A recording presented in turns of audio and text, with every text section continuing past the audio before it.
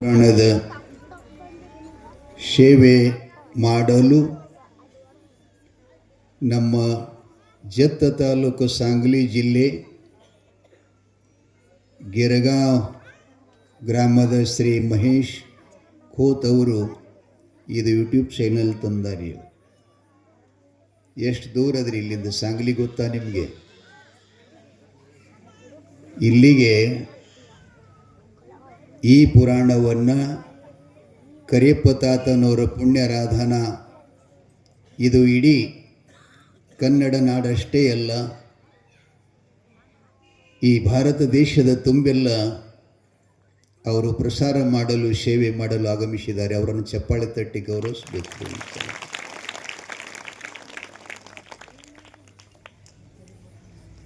ಮಹಾಪುರಾಣದಲ್ಲಿ ಪ್ರವೇಶ ಆಗೋಣ. ವಿಷಯ ನಿನ್ನೆ ಪೀಠಿಕಾ ಅಧ್ಯಾಯ. ಬಹಳ ಸುಂದರವಾದಂಥ ಪುರಾಣದ, ಅದನ್ನು ಬಹಳ ಏಕಾಗ್ರ ಚಿತ್ತದಿಂದ ನೀವೆಲ್ಲ ಆಲಿಸ್ಬೇಕು, ಕೇಳಬೇಕು. ಮನಸ್ಸು ಚಂಚಲ ಇಟ್ಕೊಂಡು ಅಂದರೆ ಪುರಾಣದ ಲಾಭ ಆಗುವುದಿಲ್ಲ. ಬೀರದೇವರ ಅಥವಾ ಸಿದ್ಧಬೀರೇಶನ ಪೂರ್ವದ ಅವರ ವಂಶಜರು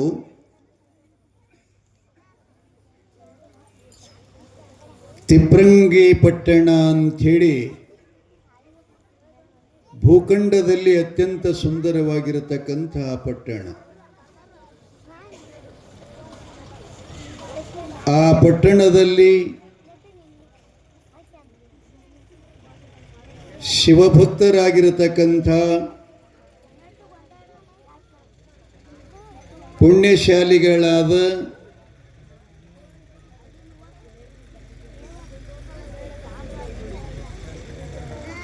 ಇರುವ ದಂಪತಿಗಳು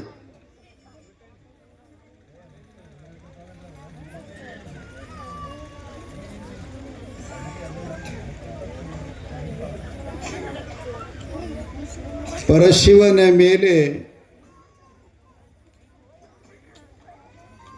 ಅತ್ಯಂತ ಭಕ್ತಿಯುತರಾಗಿ ದಾನ ದಯಾ ಧರ್ಮಾದಿಗಳನ್ನು ಸತ್ಕಾರ್ಯವನ್ನು ಯಾವತ್ತೂ ಅತಿಥಿ ಅಭ್ಯಂಗತ ಜಂಗಮಾದಿ ಸೇವೆಗಳಲ್ಲಿ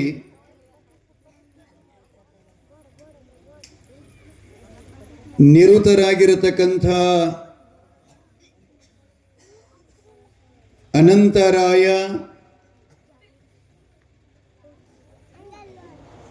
ಮತ್ತು ಧರ್ಮಪತ್ನಿ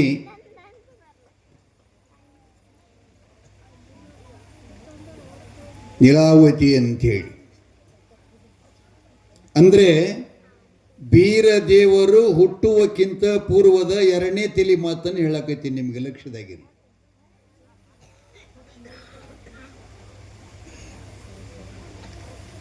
ಅವರಿಗೆ ಬಹುದಿನದವರೆಗೆ ಸಂತಾನದ ವೃಷ್ಟಿ ಆಗಲಿಲ್ಲ. ಜೀವನದಲ್ಲಿ ಮನುಷ್ಯನಿಗೆ ಒಂದಿಲ್ಲ ಒಂದು ಕೊರತೆ ಇದ್ದೇ ಇರುತ್ತದೆ. ಸಾರ್ವಭೌಮ ಸುಖಿಗಳು ಜಗತ್ತಿನೊಳಗೆ ಸಿಗುವುದೇ ಬಹಳ ಕಠಿಣದ. ಕಾರಣ ಅಂದರೆ ಈ ಜೀವನದ 3 ಕರ್ಮಾದಿಗಳ ಅದಕ್ಕೆ ಪ್ರಮಾಣಗಳದಾವ. ಸಂಚಿತ, ಅಗಾಮಿ, ಪ್ರಾರಬ್ಧ ಅಂತ ಬರ್ತಾವ. ನಾವು ಈ ಜನ್ಮದಲ್ಲಿ ಒಬ್ಬರು ನೋಡಿ ಒಬ್ಬರನ್ನ ನಾವು ಇಚ್ಛಾ ಮಾಡ್ತೀವಿ. ಅವನಿಗೆ ಹಂಗಾತು, ನನಗೆ ಯಾಕೆ ಹಿಂಗಾತು, ಅವ್ರದ್ದು ಹಂಗಾತು, ನಂದ್ಯಾಕೆ ಹಿಂಗಾತು, ಅವ ಇಷ್ಟು ದೊಡ್ಡ ಕಲಾವಿದ ಅದ, ನಾನು ಗದಗಿನಲ್ಲಿ ಇದ್ದ, ನಾನು ಯಾಕಾಗಲಿಲ್ಲ, ಖಂಡಪ್ಪ ತಾತನವ್ರ ಜೊತೆನೇ ನಾನು ಹುಟ್ಟಿನ ಕರೆ, ಅವರಷ್ಟು ಗೌರವ ನನಗೆ ಸಿಗಲಿಲ್ಲ. ಇಂಥ ಸಂಕುಚಿತ ಸಣ್ಣ ಸಣ್ಣ ಭಾವನೆಗಳು ಪ್ರತಿಯೊಂದು ಮನುಷ್ಯನಲ್ಲಿ ಬರ್ತಾ ಇದ್ದಾವೆ. ನಮ್ಮ ಸುರಪುರ ತಾಲೂಕಿನೊಳಗೆ ಎಷ್ಟು ಮಂದಿ ತಗಲ ಬಿಡವ್ರಿಲ್ರಿ? ಎಷ್ಟು ಮಂದಿ ಇಲ್ಲ ಹೇಳಿ. ಆದರೆ ಯಮ್ನೇಶ ಯಾಳಿಗೆ ಅಂತಂದ್ರೆ ಇದು ಈಗಿನ ಪುಣ್ಯಲ್ಲ, ತಲೆಗಿಟ್ಕೋರಿ.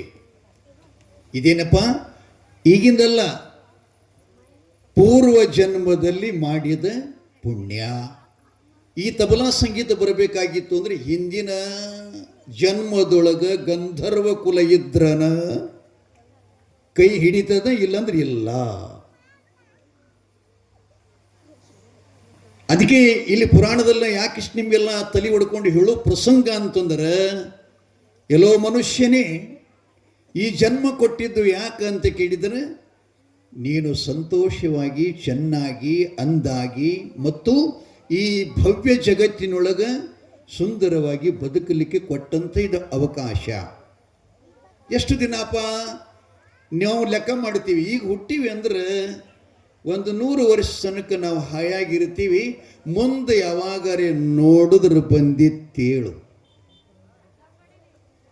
ಇದೊಂದು ದಿನ ಹೋಗಲಿ, ಪುರಾಣಕ್ಕೆ ಏನಾಗ್ಯದ, ನಾವು ಭಾಳ ಹೈರಾಣಾಗಿ ಬಂದಿದ್ದೀವಿ. ನಾ 15 ದಿವಸ ಇರ್ತದಲ್ಲ, ಹೋದ್ರೆ ನಡೀತದಂತೇನು ಅಂತೀರಲ್ಲ, ಅಲ್ಲೇ ತಪ್ಪಿರಿ ನೀವು.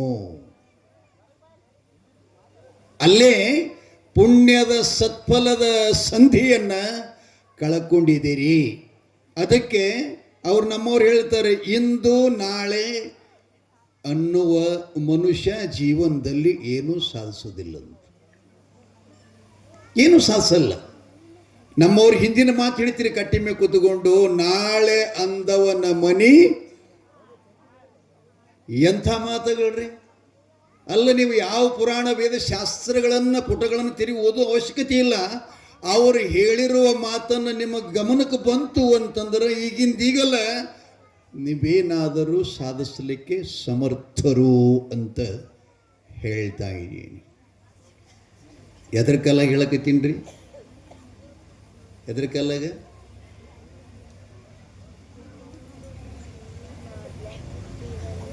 ಅನಂತರಾಯನಿಗೆ ಧರ್ಮಪತ್ನಿಗೆ ಸಂತಾನಿಲ್ಲ ಅಂದ್ರೆ ಏನು?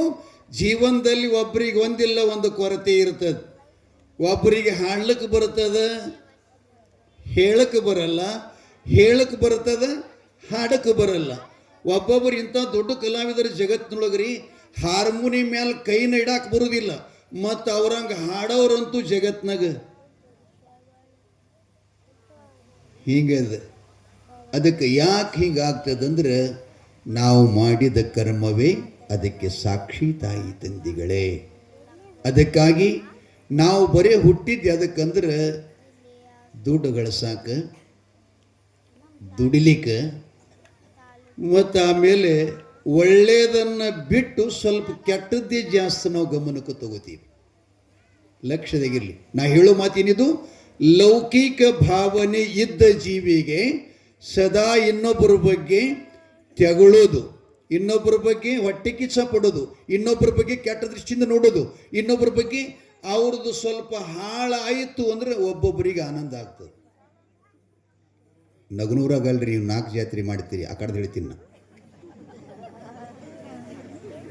ಆರೂಢ ಜ್ಯೋತಿ ಜಗದ್ಗುರು ಸಿದ್ಧಾರೂಢರು, ದಾಸೋಹಿ ಮೂರ್ತಿ ಶರಣಬಸವೇಶ್ವರ ಮತ್ತು ಸೂಗುರೇಶ್ವರ ಅಪ್ಪ ನಗರೇಶ್ವರ ಮತ್ತು ಕರಿಯಪ್ಪ ತಾತ.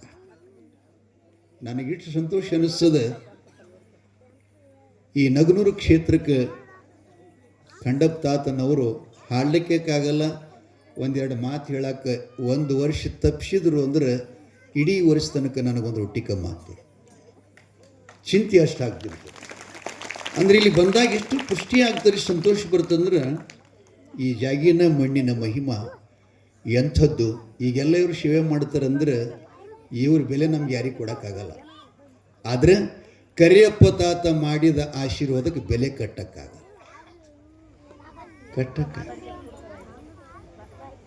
ತಾಯಿ ತಂದಿಗಳೇ, ನೀವು ಇಲ್ಲೇ ಇದ್ರಿ, ಭಾಳ ಸಂತೋಷ.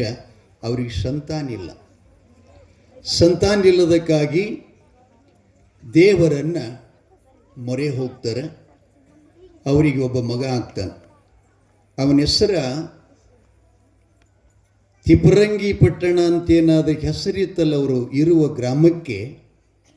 ಮಗನ ಹೆಸರನ್ನು ತಿಪ್ರೇಶ್ವರ ಅಂತ ಹೆಸರಿಡ್ತಾರೆ ಅವನಿಗೆ.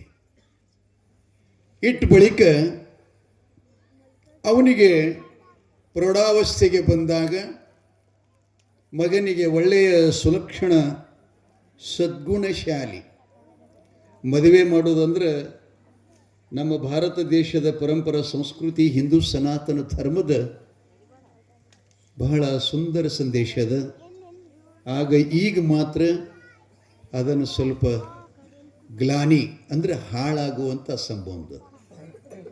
ಪೂರ್ವದ ನಮ್ಮ ಪೂರ್ವದ್ರೇನು ದೈವ ಗುರು ಪಂಚ ತತ್ವಗಳದಾವ್ರಿ.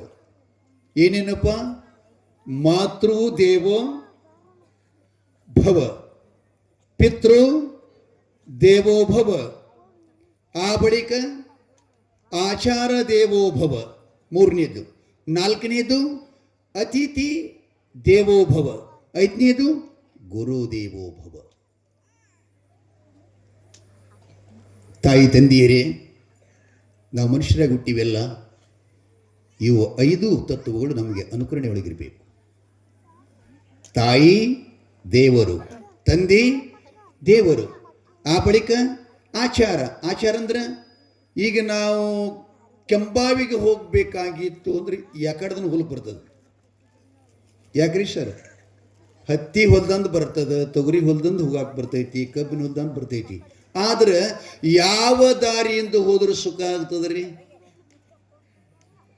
ಯಾವ ದಾರಿಯಿಂದ ಹೋದ್ರೆ ಸುಖ ಆಗ್ತದೆ? ಈಗ ಇಲ್ಲಿದ್ದು ಮಾಡ್ಯಾರಲ್ಲ ಮೈಲಿಗಲ್ಲಿನ ಡಾಂಬ್ರಿ ರೋಡ, ಹಿಂಗೆ ಹೋದೆವು ಅಂದ್ರೆ ನಮ್ಮ ಪ್ರವಾಸ ಸುಗಮ ಆಗ್ತದೆ. ಅದಕ್ಕೊಂದು ದಾರಿ ಅಂತ ಕರೀತಾರೆ. ಹಾಗೇನೆ ಮನುಷ್ಯ ಜೀವನದಲ್ಲಿ ಆಚಾರ ಅನ್ನುವುದೊಂದು ಸುಗಮವಾದಂಥ ದಾರಿ. ಇವರು ಹಾಡಿರಬೇಕು ಬಹುತೇ ನಮ್ಮ ಗವಾಯಿಗಳು. ಆಚಾರ ಇಲ್ಲದ ನಾಲಿಗೆ ನಿನ್ನ ನೀಚ ಬುದ್ಧಿ ಬಿಡೋ ನಾಲಿ. ಎಂಥಿಂಥ ಹಾಡುಗಳು ನಮ್ಮ ಕನ್ನಡ ನಾಡಿನಲ್ಲಿ ಹಣ್ಣು ಮುತ್ತಿನಂತೆ ಸುರಿಸಿ ಹೋದರು. ಸವಿಲಿಲ್ಲ, ಏನು ಮಾಡೋದು? ಸವಿಲಿಲ್ಲ. ಹಂಗೆ ಆಚಾರ ನಮ್ಮಲ್ಲಿರಬೇಕು. ನಂತರ ಏನು? ಅತಿಥಿ. ಅತಿಥಿ ಅಂದ್ರೆ ಏನ್ರಿಪ್ಪ? ತಿಥಿ ಇಲ್ಲದೆ ಬರಾವರು. ವಾರಿಲ್ಲ, ಮೂರ್ತಿಲ್ಲ, ಮಧ್ಯಾಹ್ನ ಇಲ್ಲ, ರಾತ್ರಿ ಇಲ್ಲ, ಹಗಲಿಲ್ಲ. ನಮ್ಮ ಮನ್ಯಾಗ ಸತ್ತಾರ ಅನ್ನೋದು ಗೊತ್ತಿಲ್ಲ ಅವರಿಗೆ, ಇದ್ದಾರ ಅನ್ನೋದು ಗೊತ್ತಿಲ್ಲ. ನಮ್ಮ ಮನೆಗೆ ಏನು ಐತಿ ಅನ್ನೋದು ಗೊತ್ತಿಲ್ಲ, ಇಲ್ಲದನ್ನು ಗೊತ್ತಿಲ್ಲ. ಒಟ್ಟು ಬರಾವ್ರ ಅವರು. ಒಟ್ಟು ಅಂಥ ಬಂದ ಅತಿಥಿಗೆ ನಾವು ಏನಂತ ಭಾವಿಸ್ಬೇಕ್ರಿ? ಏನಂತ ಭಾವಿಸ್ಬೇಕು? ದೇವರು. ಅವ ಯಾವನ ಇರಲಿ, ಅವನ ಜಾತಿ ಕುಲ ಗೋತ್ರ ವರುಣ ಇದೇನು ನೋಡೋದಕ್ಕಿಲ್ಲ. ಅವ ಕ್ಯಾಪಗ ಕರಗದ ನೋಡೋಕ್ಕಿಲ್ಲ. ಅವ ಬಟ್ಟೆ ಉಟ್ಕೊಂಡಲ್ಲಿ ಗೊತ್ತಿಲ್ಲ. ಒಟ್ಟಾರೆ ನಮ್ಮ ಮನೆ ಮುಂದೆ ಬಂದು ನಿಂತ್ಕೊಂಡು ನಮಗೇನಾದರೂ ಭಿಕ್ಷಾ ನೆಪದಲ್ಲಿ ಕೇಳಿದ ಅಂದರೆ ನಾವು ಅವನನ್ನು ಅತ್ಯಂತ ದೇವ ಭಾವನೆಯಿಂದ ವಿನಯಶಾಲಿಗಳಾಗಿ ಪ್ರೀತಿಯಿಂದ ಕರೆದು, ಅಪ್ಪ ನಿನಗೇನು ಬೇಕು ಅಂತ ಕೇಳಿ ಅವನ ಯೋಗಕ್ಷೇಮ ವಿಚಾರಿಸಿ ಅವ ಬೇಡಿದ್ದನ್ನು ಕೊಟ್ಟು ಕಳುಹುವುದೇ ಆ ಅತಿಥಿ ದೇವೋ ಭವ. ಇದನ್ನು ತಪ್ಪಲಾರದೆ ಮಾಡ್ಬೇಕ್ರಿ. ನಂತರ ಎಷ್ಟಾದವು ರೀ ಯವ ಎಷ್ಟಾದವು ರೀ? ಹತ್ತಿ ಬಿಡಿಸೋದು ಲೆಕ್ಕ ಬರುತ್ತಿದ್ದು ಬರಂಗಿಲ್ಲ. ಹತ್ತಿ ಬಿಡಿಸೋದಾಗ ನಾನು ಎಷ್ಟು ಕಿಲೋವೈತು ನಿನ್ನೆಷ್ಟು ಕಿಲೋವೈತು ಅಂದ್ರೆ ನೋಡೋದಾಗ ಹೇಳ್ತೀರಿ. ನಿಮ್ಮ ಕಡೆ ಕ್ಯಾಲ್ಕುಲೇಟರ್ ಇಲ್ಲ, ಇದ್ರೂ ಲೆಕ್ಕ ಮಾಡಿ ಹೇಳ್ತೀರಿ. ಯಾಕೆ? ವ್ಯಾಪಾರ ಜ್ಞಾನದ ಪಾರಮಾರ್ಥ ಜ್ಞಾನದ ಕೊರತೆ ಅದ. ಪಾರಮಾರ್ಥ ಜ್ಞಾನದ ಕೊರತೆ. ಅತಿಥಿ ದೇವೋ ಭವ ನಾಲ್ಕನೇದು. ಐದನೇದೇನಪ್ಪ ಅಂತಂದ್ರೆ ಗುರು ದೇವೋ ಭವ.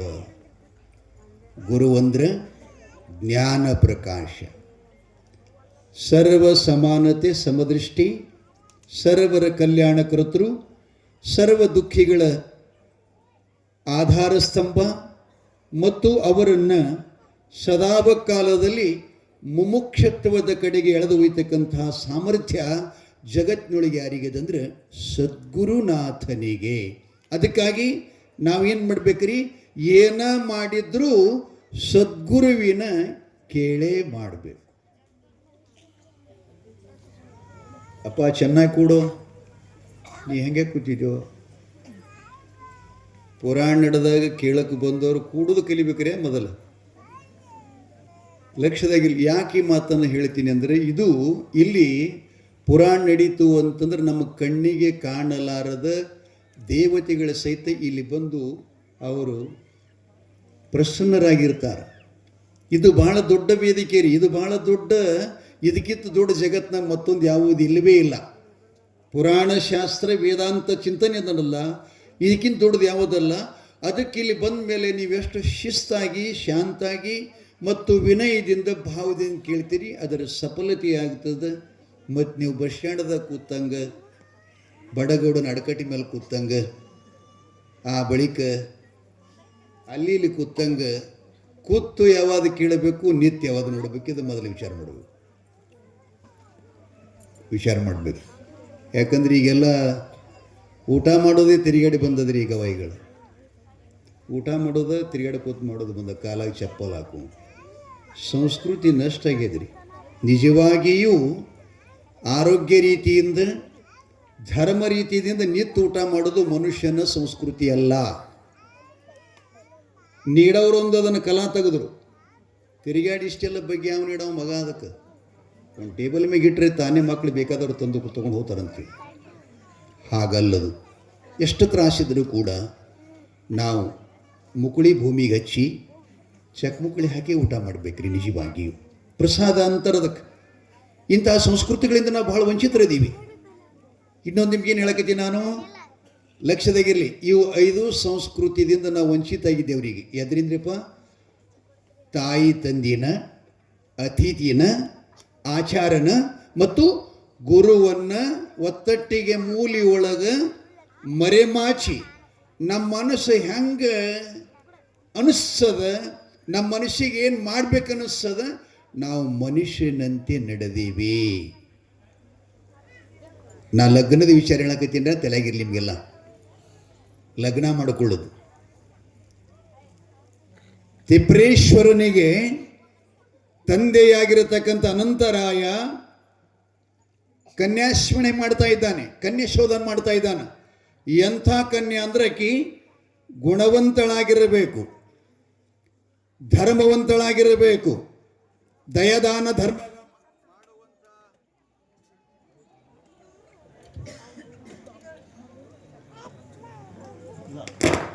ಗುಣ ಇರಬೇಕು, ಮತ್ತು ಪತಿಪಾದ ಪೂಜೆಯನ್ನು ಮಾಡತಕ್ಕಂಥ ಸಾಮರ್ಥ್ಯ ಇರಬೇಕು. ಸದಾವಕಾಲದ ಪತಿಯನ್ನು ಬಿಟ್ಟು ಅನ್ಯ ವಸ್ತುವಿನ ಮೇಲೆ ಸ್ವಪ್ನದಲ್ಲಿ ಸಹಿತ ಆ ವಸ್ತುವಿನ ಬಗ್ಗೆ ಆಕಿನ ಕನಸಿನಾಗೂ ಬರಬಾರ್ದಂತ. ಭಾಳ ಸುಂದರ ಮಾತು, ಭಾಳ ಮಾರ್ಮಿಕವಾದಂಥ ಶಬ್ದದ್ರೆ. ಮತ್ತು ತಾವೆಲ್ಲ ಲಕ್ಷ್ಯದಾಗಿಡಿ. ಸುಖ ನಮ್ಮಲ್ಲಿ ಬಿಟ್ಟು ಅನ್ಯ ಕಡೆ ಹುಡುಕ್ತೀವಲ್ಲ, ಅಲ್ಲಿ ನಾವು ಕಷ್ಟಕ್ಕೀಡಾಗ್ತೀವಿ, ದುಃಖಕ್ಕೆ ಕಾರಣರಾಗ್ತೀವಿ. ಅಂಥ ಕನ್ಯಾ ನೋಡ್ತಾ ಇದ್ದಾನ. ಮತ್ತು ಈಗಿನ ಸರ್ ಜನಪದೊಳಗೆ ಬಹಳ ನನಗೆ ಆಶ್ಚರ್ಯ ಆಗ್ಯದ್ರಿ. ಇತ್ತಿತ್ತಲಾಗಿ ಇವೇನು ಜನಪದ ಅಂತ ಹಾಡ್ತಾರಲ್ಲ, ಅವ್ರು ಯಾರ್ಯಾರು ಬಹಳ ಸದ್ದ ದೊಡ್ಡ ಕಲಾವಿದರಾಗ್ಯಾರ್ರಿ. ಅವ್ರಿಗೆ ಇದು ಸಂಗೀತ ಬರುವುದಿಲ್ಲ, ಸಂಗೀತದ ಮುಗುಳಿ ಗೊತ್ತಿಲ್ಲ ಅವರಿಗೆ. ಜಾನಪದ ಹಾಡೋರಿಗೆ ಅವ್ರಿಗೇನು ಗೊತ್ತಿಲ್ಲ. ಆದರೂ ಈಗ ಜಗತ್ನಾಗ ಅವರಷ್ಟು ದೊಡ್ಡವ್ರು ಯಾರೂ ಇಲ್ಲ. ಬಹುತೇಕ ನಮ್ಮ ಚಾನೆಲ್ ನೋಡಿ ಅವ್ರು ನನಗೆ ವಿರೋಧ ಮಾಡಲಿ ಪರವಾಗಿಲ್ಲ, ಅದಕ್ಕೆ ನಾ ಸಮರ್ಥದೇನಿ. ಕಾರಣ ಅಂದ್ರೇನು? ಹಾಡಿನಲ್ಲಿ ಒಂದಿಷ್ಟು ರಸ ಇರಬೇಕು. ನಾನಿಲ್ಲಿ ಯಡ್ರಾಮಿ ತಾಲೂಕು ರಂಜುಣಿಗೆ ಅಂತ ಬರ್ತದ್ರಿ. ಹೋದ ವರ್ಷ ನಾ ಜನವರಿದಾಗ ಅಲ್ಲೇ ಪುರಾಣಕ್ಕಿದ್ದೆ 11 ದಿನ. ಯಲ್ಲಾಲಿಂಗೇಶ್ವರ ಶ್ರೀಮಠದಲ್ಲಿ ಪುರಾಣ ನಡೆದಿತ್ತು. ಈಗ ನಾವು ಕುಲಕರ್ಣಿಯವ್ರ ತೋಟದಾಗ ಇದೀವಲ್ಲ, ಹಿಂಗೆ ಊರ ಪಕ್ಕದಲ್ಲಿ ಒಂದು ತೋಟದ ಮನೆ ಅಳಗಿದ್ದೀವ್ರಿ. ನಾವು ಜಾಸ್ತಿ ಊರಾಗಿರಂಗಿಲ್ಲ ರೀ. ನಾವು ನಮ್ಮ ಜೊತೆ ಯಾರೂ ಇರಬಾರ್ದು, ನಾವು ಒಬ್ಬರೇ ಆಗಿರಬೇಕು. ಅವ್ರದ್ದು ಏನಾರ ಮೂಲ್ಯಕ್ಕೆ ಕೆಲಸ ಐತಂದು ನನ್ನ ಕಡೆ ಭೇಟಿ ಆಗಬೇಕು, ಇಲ್ಲ ಅಂತಂದ್ರೆ ನಾ ಯಾರ ಸ್ಪರ್ಶನೂ ಮಾಡಲ್ಲ.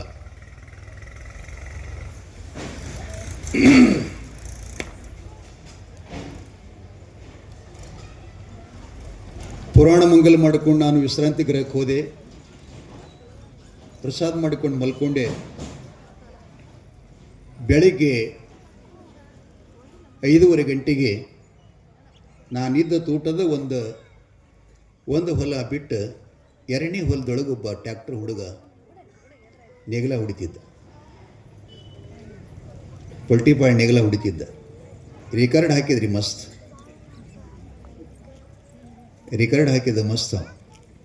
ನಾನು ಮಲ್ಕೊಂಡಿದ್ದೆ ಮಾಡಿದ ಮೇಲೆ, ಮನೆ ಇರ್ತದೆ ದೊಡ್ಡ ಮತ್ತೊಂದು ಮನೆ, ಅದ್ರ ಮೇಲೆ ಮಲ್ಕೊಂಡಿದ್ದೆ ಮಂಚದ ಮೇಲೆ. ಆವಾಗ ಬ್ರಹ್ಮಿ ಮುಹೂರ್ತ ಇರ್ತದೆ, ಯಾವ ಸದ್ದು ಗದ್ದಲು ಇರುವುದಿಲ್ಲ. 5:30 ಗಂಟೆಗೆ ರಿಕಾರ್ಡ್ ಬಂತ್ರಿ. ಏನು ಹಾಡಾಕತ್ತಿತ್ತು ಟ್ಯಾಕ್ಟರ್ ಅಂತಂದ್ರೆ, ಡ್ರೈವರ್ನ ಪ್ರೀತಿ ಮಾಡೋಕ್ಕೆ ಡ್ರೈವರ್ಸ್ ಕೊಟ್ಟು ಬರಬೇಕು.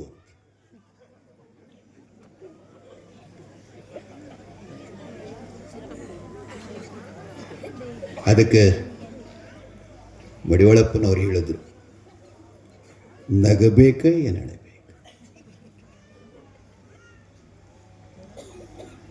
ಎಂತ ಹಾಡೋದು, ನಗಬೇಕ ಏನು, ಕೊನೆಗೆ ಹೊಡ್ಕೊಳ್ಳೆ ಏನು ಬಡ್ಕೊಳ್ಳೆ ಅಂದರು.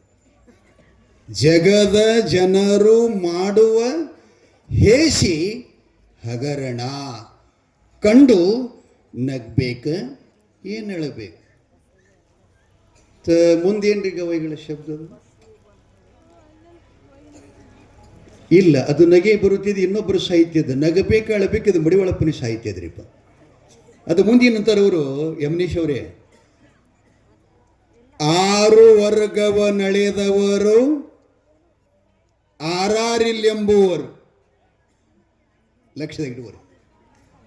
6 ವರ್ಗವ ನಳೆದವರು ಆರಾರಿಲ್ಲೆಂಬುವರು, 6 ವರ್ಗವ ನಳೆದವರನ್ನ ಒಬ್ಬರು ಶೇರು ಕಂಡರು ಶೇರು.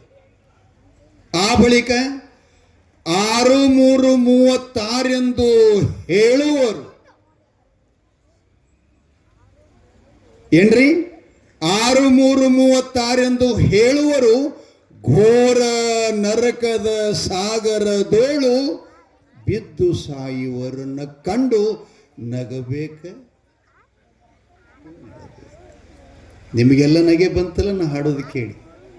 ಡ್ರೈವರ್ನ ಪ್ರೀತಿ ಮಾಡೋ ಹೆಣ್ಮಗಳು ಡ್ರೈವರ್ಸ್ ಕೊಟ್ಟು ಬರಬೇಕಂದ್ರೆ ದೈವ ಸಾಕ್ಷಿಯಾಗಿ, ಗುರು ಸಾಕ್ಷಿಯಾಗಿ, ಅಗ್ನಿ ಸಾಕ್ಷಿಯಾಗಿ, ತಾಯಿ ತಂದೆಗಳ ಸಾಕ್ಷಿಯಾಗಿ, ಗುರುಲಿಂಗ ಜಂಗಮ ಸಾಕ್ಷಿಯಾಗಿ, ಮಾಂಗಲ್ಯ ಕಟ್ಟಿದ ಪತಿ ಇವರೆಲ್ಲರ ಪ್ರಮಾಣದಲ್ಲ, ಇವರ ಸಮ್ಮುಖದಲ್ಲಿ, ಇವರು ಸಮಕ್ಷಮವಾಗಿ, ಅಪ್ಪ ನಾನು ಈಕೆಯನ್ನು ಹೆಂಡತಿ ಅಂತ ನಾನು ಧರ್ಮಪತ್ನಿ ಅಂತ ಸ್ವೀಕಾರ ಮಾಡುತ್ತೇನೆ.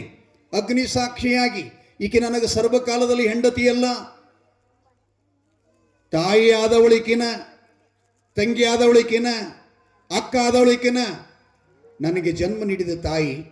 ಆದರೆ ಒಂದಕ್ಕೊಂದು ದೇಹದ ಸ್ಪರ್ಶ ಸುಖ ಬಯಸಾಗ ಮಾತ್ರ ಈಕೆ ನನಗೆ ಹೆಂಡತಿ, ಅನ್ಯ ಕಾಲದಲ್ಲಿ ಹೆಂಡತಿಯಲ್ಲ. ಇದು ನಿಮ್ಮ ಸಾಕ್ಷಿಯಾಗಿ ಈಕಿನ ಜೊತೆಯಲ್ಲಿ ಇರ್ತಕ್ಕಂಥ ಸಮಯದಲ್ಲಿ ನನಗೆ ಎಂಥ ಕಷ್ಟ ಬಂದರೂ ಕೂಡ, ಆಕೆ ನನಗೆ ಎಷ್ಟು ಕಷ್ಟ ಕೊಟ್ಟರು ಕೂಡ ಅದನ್ನು ನಾನು ಸಹಿಸಿಕೊಂಡು ಎಲ್ಲಿ ತನಕ ಆ ಬ್ರಹ್ಮ ನಮ್ಮ ಹಣೆ ಬಾರದಾಗ ಜೋಡಿ ಸಂಗಾತಿಯನ್ನು ಕೂಡಿಸ್ಯಾನ, ಅಲ್ಲಿ ತನಕ ಈ ಭವಸಾಗರವನ್ನು ಭಕ್ತಿ ಎಂಬ ಸಂಗಡಿಯನ್ನು ಕಟ್ಕೊಂಡು ನಾವು ಈಜು ಮಾಡಿ ಭಗವಂತನ ಶ್ರೀಪಾದ ಸೇರ್ತೀವಿ ಅಂತ ಪ್ರಮಾಣ ಮಾಡಿದ ಆ ಹೆಣ್ಮಗಳಿಗೆ ಅವ ಡ್ರೈವರ್ಸ್ ಕೊಟ್ಟು ಬಾ ಅಂತನಂದ್ರೆ ಅವ ಅಪ್ಪು ಹುಟ್ಟ್ಯಾನ, ಮತ್ತೆ ಯಾರಿಗೆ ಹುಟ್ಟ್ಯಾನತ್ತೀರಿ? ನಗಬೇಡ್ರಿ. ಒಲಿಗೆ ಹತ್ತದು ಬೆಂಕಿ ಒಂದಿನ ಊರಿಗೆ ಹತ್ತದು ಅಲ್ರಿ. ನಮ್ಮ ಮನ್ಯಾಗಿನ ಹೆಣ್ಮಕ್ಳು ಡ್ರೈವರ್ನ ಮಾತು ಕೇಳಿ ಹಿಂಗೆ ಹೋದ್ರೆ ಬೇಡ. ಆ ಹಾಡದವನು ಡ್ರೈವರ್ನೇ ಅಲ್ಲ, ಮತ್ತು ಅವನು ಹೇಳ್ತೀನಿ ಹಿಂಗೆ ಹೋದಳಂದ್ರೆ ಲಕ್ಷ್ಯದಾಗಿಟ್ಟಗೋರಿ. ಸಂಸ್ಕೃತಿ ನಷ್ಟ ಆಗಲಿಕ್ಕೈತಿ. ಅದು ಜಾನಪದಕ್ಕೆ ಎಷ್ಟು ನಾವು ಮರ್ಯಾದೆ ಕೊಡಬೇಕು. ಮತ್ತೊಬ್ಬ ಅಂತಾನೆ ಏನಂತಾನೆ, ಅಗಶ್ಯಾಗ ನನ್ನ ಕಡಿಲಿ ಕರೆ ಅಪ್ಪ ಹಿರೇಮುಖ್ಯ, ಅಗಶ್ಯಾಗ ನನ್ನ ಕಡಿಲಿ, ಆದ್ರೆ ನಾ ಬಿಡ ಮಗ ಅಲ್ಲತನ ಅಂದ್ರೆ ಇದ್ರ ಅರ್ಥ ಏನು? ವ್ಯಭಿಚಾರ. ಇದು ನಿಜವಾದಂಥ ಪ್ರೀತಿ ಅಲ್ಲದು, ವ್ಯಭಿಚಾರ. ಅರೇ ಬಂಧುಗಳೇ, ನಾನು ನಿಮಗೆಲ್ಲ ಹೇಳಿನಿ, ಗೃಹಸ್ಥಾಶ್ರಮ.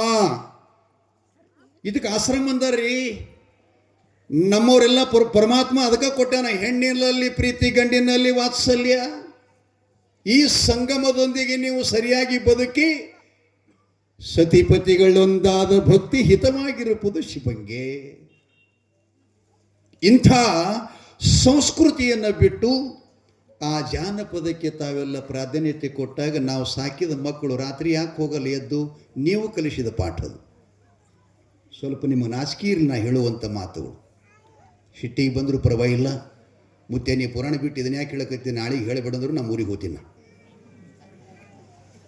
ಪುರಾಣದ ಮೂಲ ಉದ್ದೇಶ ಏನಂದರೆ ಸಮಾಜ, ಧರ್ಮ, ಶಿಕ್ಷಣ, ಸಂಸ್ಕೃತಿ ಇವುಗಳ ರಕ್ಷಣೆಗಾಗಿ ಪುರಾಣ. ರೊಕ್ಕಕ್ಕಾಗಿ ಅಲ್ಲ. ನೀವು ಬಹಳ ಜನ ಸೇರ್ತೀರಿ ಅಂತಲ್ಲ ಬಂಧುಗಳೇ. ನಾನು ಹೇಳಾಕತ್ತೀನಿ ಅಂದ್ರೆ ನಾ ಪರಿಪೂರ್ಣ ಆಗಿ ನಿಂತು ಹಿಂಗೆ ತಿಳ್ಕೊಬೇಡಿ. ನಾನು ಇನ್ನೂ ತಿಳ್ಕೊಳ್ಳುವಂಥ ಪ್ರಯತ್ನದೊಳಗದೀನಿ.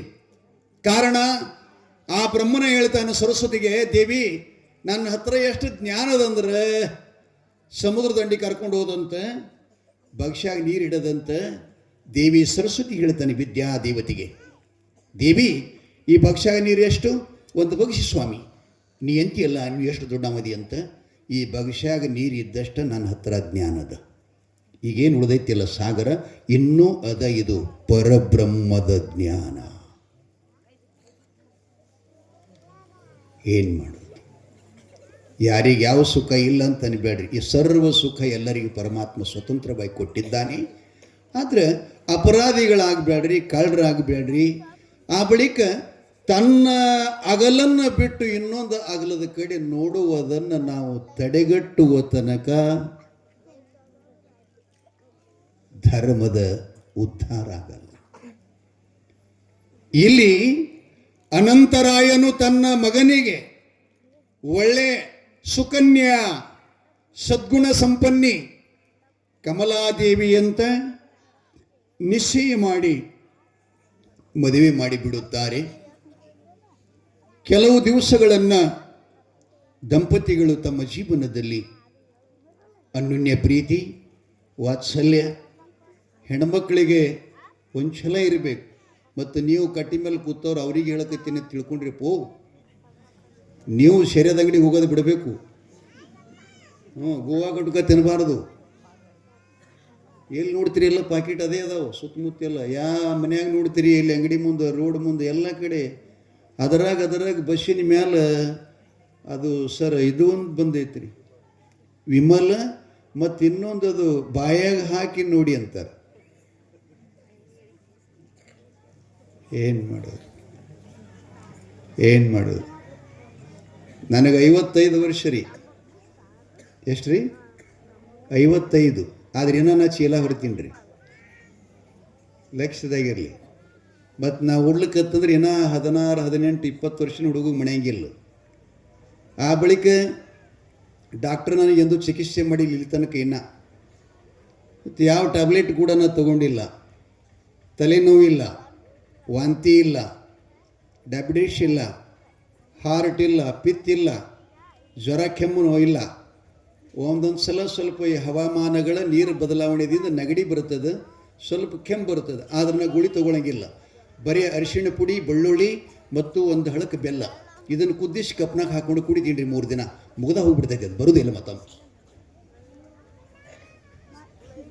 ನೀವೇನು ಮಾಡಕತ್ತೀರಿ? ಒಮ್ಮೆ ನೀವು ದವಾಖಾನಿಗೆ ಹೋದ್ರಿ ಅಂದ್ರೆ 5 ಲಕ್ಷ ತೆಳಗೆ ಅಂದು ಬರೋಂಗಿಲ್ಲ, ಹೊಳೆ ವಾಪಸ್ ಮನೆಗೆ. ಆರೋಗ್ಯ ಮಾಧ್ಯಮದ ಗಡಿಗೆ ಮಾಡೋಕ್ಕೆ ಪಾತ್ರೆ ಹಂಗೆ ಮೂಲ್ಯವೋ, ಜೀವನ ಮಾಡ್ಲಿಕ್ಕೆ ಹಂಗೆ ಆರೋಗ್ಯ ಮೂಲ್ಯದ. ಆರೋಗ್ಯ ಇನ್ನೊಬ್ಬರು ಸ್ವತ್ತಾಗಬಾರ್ದು, ಡಾಕ್ಟರ್ ಸ್ವತ್ತಾಗಬಾರ್ದು, ಸ್ವತಂತ್ರವಾಗಿರಬೇಕಾಗ್ತದೆ. ಇದಕ್ಕೆ ಮೂಲ ಏನು ಅಂತಂದ್ರೆ ತಲೆ ಚಲೋ ಬೇಕು, ತಲೆ ಶಾಂತಿ ಇರಬೇಕ್ರಿ ಯಾವಾಗಲೂ ಕೂಡ. ತಲೆಯಾಗಿ ಏನಾರ ಬಿತ್ತು ಅದು ಮುಂದೆ ರಕ್ತದಲ್ಲಿ ಪ್ರವೇಶ ಆಗ್ತದೆ. ರಕ್ತ ಅಶುದ್ಧಿ ಆಯಿತು ಅಂತಂದ್ರೆ ಯಾವ ಜಾಗದಾಗರೆ ಪ್ರಾಬ್ಲಮ್ಸ್ ಮಾಡ್ತದೆ, ಕ್ಯಾನ್ಸರ್ ಹೀಗೆಲ್ಲ ಪ್ರಾಬ್ಲಮ್ ಆಗ್ತಾವೆ. ಇಲ್ಲಿ ಬಿಡಿ, ನಾನು ಅದನ್ನು ಸ್ವಲ್ಪ ನಿಮ್ಗೆ ಆರೋಗ್ಯದ ಬಗ್ಗೆ ಹೇಳ್ತಾ ಇರ್ತಿರ್ತೀನಿ ರೀ. ನಾನು ಸ್ವಲ್ಪ ಯೋಗ ಮಾಡ್ತೀನಿ ರೀ. ಎರಡು ಫೆಸಿಲಿಟಿ 84 ಪ್ರಕಾರದ ಯೋಗ ಅದಾವ. ಅದ್ರಾಗ 2 ಮಾಡ್ತೀನಿ, ಕಪಾಲಿಭಾತ, ಅನ್ಲೋಮ್ ವಿಲೋಮ್. ಇವೆರಡ ನೀವು ಮಾಡಿದರೂ ನಿಮ್ಗೆ ಯಾವ ರೋಗನೂ ಕೂಡ ಬರುವುದಿಲ್ಲ. ಮನುಷ್ಯನಿಗೆ ಆಲಸಿ ಬರುವುದಿಲ್ಲ. ಇವತ್ತೇನು ಮಾಡ್ತೀಯಪ್ಪ ಸ್ವಲ್ಪ ಯಾಕೋ ಅಂತ ಹಿಂಗಂತಿರ್ತಾರೆ ನೋಡ್ರಿ. ಹಾಗೆಂದೂ ಬರುವುದಿಲ್ಲ, ಆಲಸ್ಯನೇ ಬರುವುದಿಲ್ಲ. ಅದಕ್ಕೆ ಅದನ್ನು ಮಾಡಿರಿ. ನಾನು ನಾಳೆ ನಿಮಗೆ ತೋರಿಸ್ತೀನಿ ಹ್ಯಾಂಗೆ ಮಾಡೋದು ಅಂತಕ್ಕಂಥದ್ದು. ಇವತ್ತು ಬಟ್ಟೆ ಹಾಕ್ಕೊಂಡು ಬಂದೀನಿ, ನಾಳೆ ಇವೆಲ್ಲ ಹಾಕ್ಕೊಳಂಗಿಲ್ಲ, ಹಂಗೆ ಬರ್ತೀನಿ ರೀ. ಹಂಗಂದ್ರೆ ಏನಿಲ್ಲ, ಶರ್ಟ ಮತ್ತು ಬನಿಯನ್ ಹಾಕ್ಕೊಳಂಗಿಲ್ಲ. ಇದೊಂದು ಶೆಲ್ಲೆ ಹೊಸ್ಕೊಂಡು ಬರ್ತೀನಿ ಅಂದ್ರೆ ಬರೀ ಮೇಲೆ ತೋರಿಸ್ಬೇಕಾಯ್ತು ನಿಮ್ಗೆ ಯೋಗ ಮಾಡೋದು. ಅದಕ್ಕೆ ನೀವೆಲ್ಲ ಅದನ್ನು ಕಲೀರಿ. ಬಂಧುಗಳೇ, ಏನು ಹೇಳಕತ್ತಿದ್ರಿ? ನಮ್ಮ ಗವಾಯಿಗಳು ಒಳಗೆ ಏನು ಹಾಡ್ತಿರ್ತಾರೆ, ನನಗೆ ಸದ್ದಿನೇ ಕೊಡಲ್ಲ ಅವ್ರಿಗೆ. ಅದು ಒಮ್ಮೆ ಗಾಡಿ ಸ್ಟಾರ್ಟ್ ಆಯ್ತು ಅಂದ್ರೆ ಹಂಗೆ ಐತ್ರಿ ಇದು. ಹೌದ್ರಿಪ್ಪ, ಎಷ್ಟು ಕೇಳ್ತೀರಿ ಯಾವಾಗಲೂ ಪುರಾಣಿಕರ ಸನ್ನಿಧರೊಳಗೆ ಇರ್ತೀರಿಯಪ್ಪ. ಅವು ಬ್ಯಾರಿನ ಇರ್ತಾವ್ರಿ.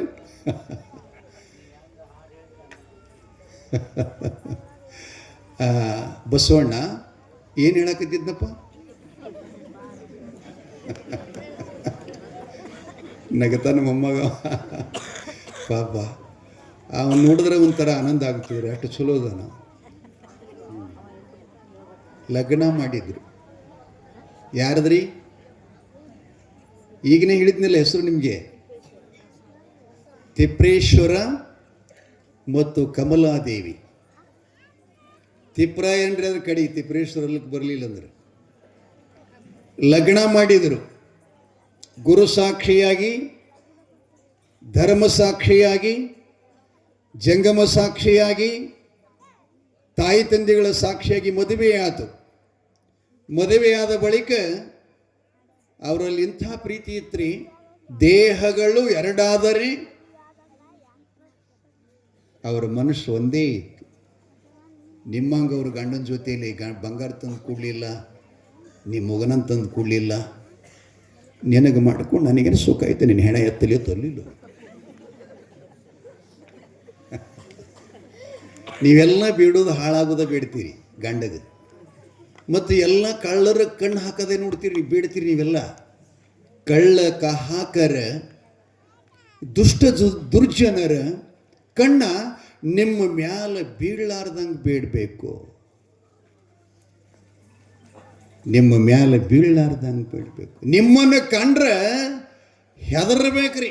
ಯಪ್ಪ ಆ ಎಮ್ಮ ಡೇಂಜರ್ ಅದಳು ಮಾರಾಯ ಅನ್ಬೇಕು. ಹಿಂಗೆ ನಿಮ್ಮ ನಡೆಯೊಳಗನ್ನ ಅಷ್ಟು ಸಾಮರ್ಥ್ಯದ. ಪತಿ ಬೆಳ್ಳಿ ಬಂಗಾರ ಕೊಟ್ಟರೆ ಮುಕ್ತರಾಗಲ್ಲ ನೀವು. ಪತಿಯಿಂದ ಸದ್ಗತಿ ಪ್ರಾಪ್ತ ಆಗಬೇಕಾಗಿತ್ತು ಅಂದರೆ ಪತಿ ಸೇವೆ ಒಳಗೆ ಸಾಮರ್ಥ್ಯದ. ಕಮಲಾದೇವಿ ತನ್ನ ಪತಿದೇವನಾಗಿರ್ತಕ್ಕಂಥ ಅಂದ್ರೆ ಶಿವಸಿದ್ಧ ಬೀರೇಶನ ಮುತ್ಯಾವನ ಹೇಳೋದು ಕತಿ ನಿಮ್ಮದು. ತಿಪ್ರೇಶ್ವರಿನದನಲ್ಲ, ಇವ ಬೀರಲಿಂಗೇಶ್ವರನ ಮುತ್ಯ ಅಪ್ಪನ ಅಪ್ಪ. ನಿಮ್ಗೆ ತಿಳಿಯಂಗೆ ಗ್ರಾಮೀಣದಾಗ ಹೇಳ್ತೀನಿ ನಾ, ಅಪ್ಪನ ಅಪ್ಪ. ಅವರ ಸತಿಪತಿಗಳ ಸಂಯೋಗ ಶಕ್ತಿಯಿಂದ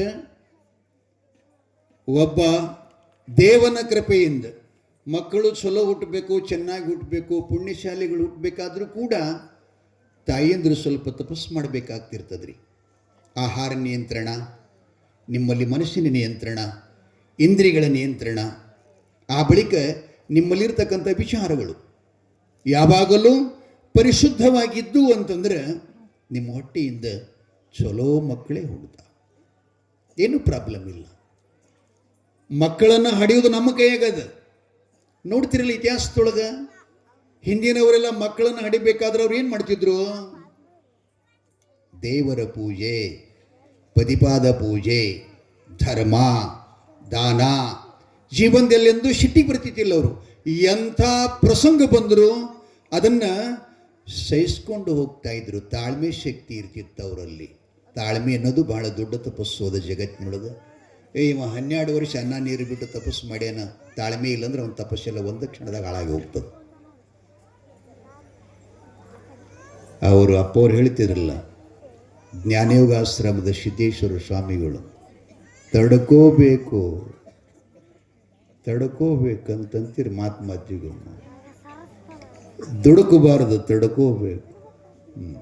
ಸ್ವಲ್ಪ ಶಾಂತ ಆಗಿರಬೇಕು. ಅಲ್ಲಿ ಅದೇನಿದ್ದದ್ದೆಲ್ಲ ಶಾಂತಿಯೊಳಗಿರತಕ್ಕಂಥ ಶಕ್ತಿ ಮತ್ತದ್ರೊಳಗಿಲ್ಲ ತಾಯಿ ತಂದಿಗಳೇ. ಹಾಗೆ ಆ ತಾಯಿ ಕಮಲಾದೇವಿಯು ಪತಿಸೇವೆ ಪಾರಾಯಣಳು, ಧರ್ಮವಂತಳು, ನೀತಿವಂತಳು. ಆಕೆ ಹೆಂಗಿದ್ಲು ಅಂತಂದರೆ, ಕಮಲದ ಗಿಡ ನೋಡ್ರಿ ನೀವು, ಈ ಗುಲಾಬಿ ಹೂವು ನೋಡ್ರಿ ಬೇಕಲ್ಲ, ಗುಲಾಬಿ ಹೂವಿನ ಗಿಡ ಹೆಂಗಿರ್ತದ್ರಿ? ಹೆಂಗಿರ್ತದ್ರಿ? ಮೈ ತುಂಬ ಮುಳ್ಳಿರ್ತಾವ್ರಿ. ಅದಕ್ಕೆ ಹೂವು ನೋಡಿದ್ರೆ ಹೆಂಗಿರ್ತದೆ? ಎಷ್ಟು ಸುಂದರ ಇರ್ತದೆ. ಎಷ್ಟು ದೂರಲಿ ನಾವು ಹೋಗಿ ಕೈ ಹಾಕಿ ಹಿಂಗೆ ಹರ್ಕೋಬೇಕು ಅನ್ನೋದ್ರಾಗ ಮುಳ್ಳು ಹರಿದ ಬಿಡ್ತಾವೆ ಕೈ. ಲಕ್ಷ್ಯದಾಗಿರಲಿ, ಸಂಸಾರ ಅಂದ್ರೆ ಮುಳ್ಳಿನಂಗದ, ಬದುಕೋದಂದ್ರೆ ಹೂವಿನಂಗದ. ಸಂಸಾರ ಹೆಂಗದ? ಮುಳ್ಳಿನಂಗದ. ಆ ಮುಳ್ಳಿನೊಳಗೆ ನಾವು ಹೂವಾಗಿ ಬದುಕಿದೀವಿ ಅಂತಂದ್ರೆ ಆ ಹೂವು ಎಷ್ಟೆಷ್ಟಕ್ಕೆ ಬರ್ತದ್ರಿ ಕೆಲಸಕ್ಕೆ? ಯಾರು ಅದಕ್ಕೆ ಇದು ಪ್ರೀತಿ ಮಾಡಂಗಿಲ್ಲ ಹೇಳ್ರಿ ಸರ್? ಯಾರು ಮಾಡಂಗಿಲ್ಲ ಹೇಳ್ರಿ? ಯಾರು ಕಂಡವರೆಲ್ಲ ಹೂವನ್ನು ಪ್ರೀತಿಸ್ತಾರೆ. ಅಷ್ಟು ಸುಂದರವಾಗಿ ಅರಳ್ಯದ. ಹಂಗೆ ನಾವು ಜೀವನದಲ್ಲಿ ಅರಳಬೇಕು, ಹಣ್ಣಾಗಿ ಮಾಗಾಗಬೇಕು. ಇಲ್ಲದೆ ಹೋದರೆ ನಾವು ಹೂವಾಗಿ ಪ್ರಯೋಜನ ಇಲ್ಲ, ಹಣ್ಣಾಗಿ ಪ್ರಯೋಜನ ಇಲ್ಲ, ಹೆಣ್ಣಾಗಿ ಪ್ರಯೋಜನ ಇಲ್ಲ, ಪ್ರಯೋಜನ ಇಲ್ಲ.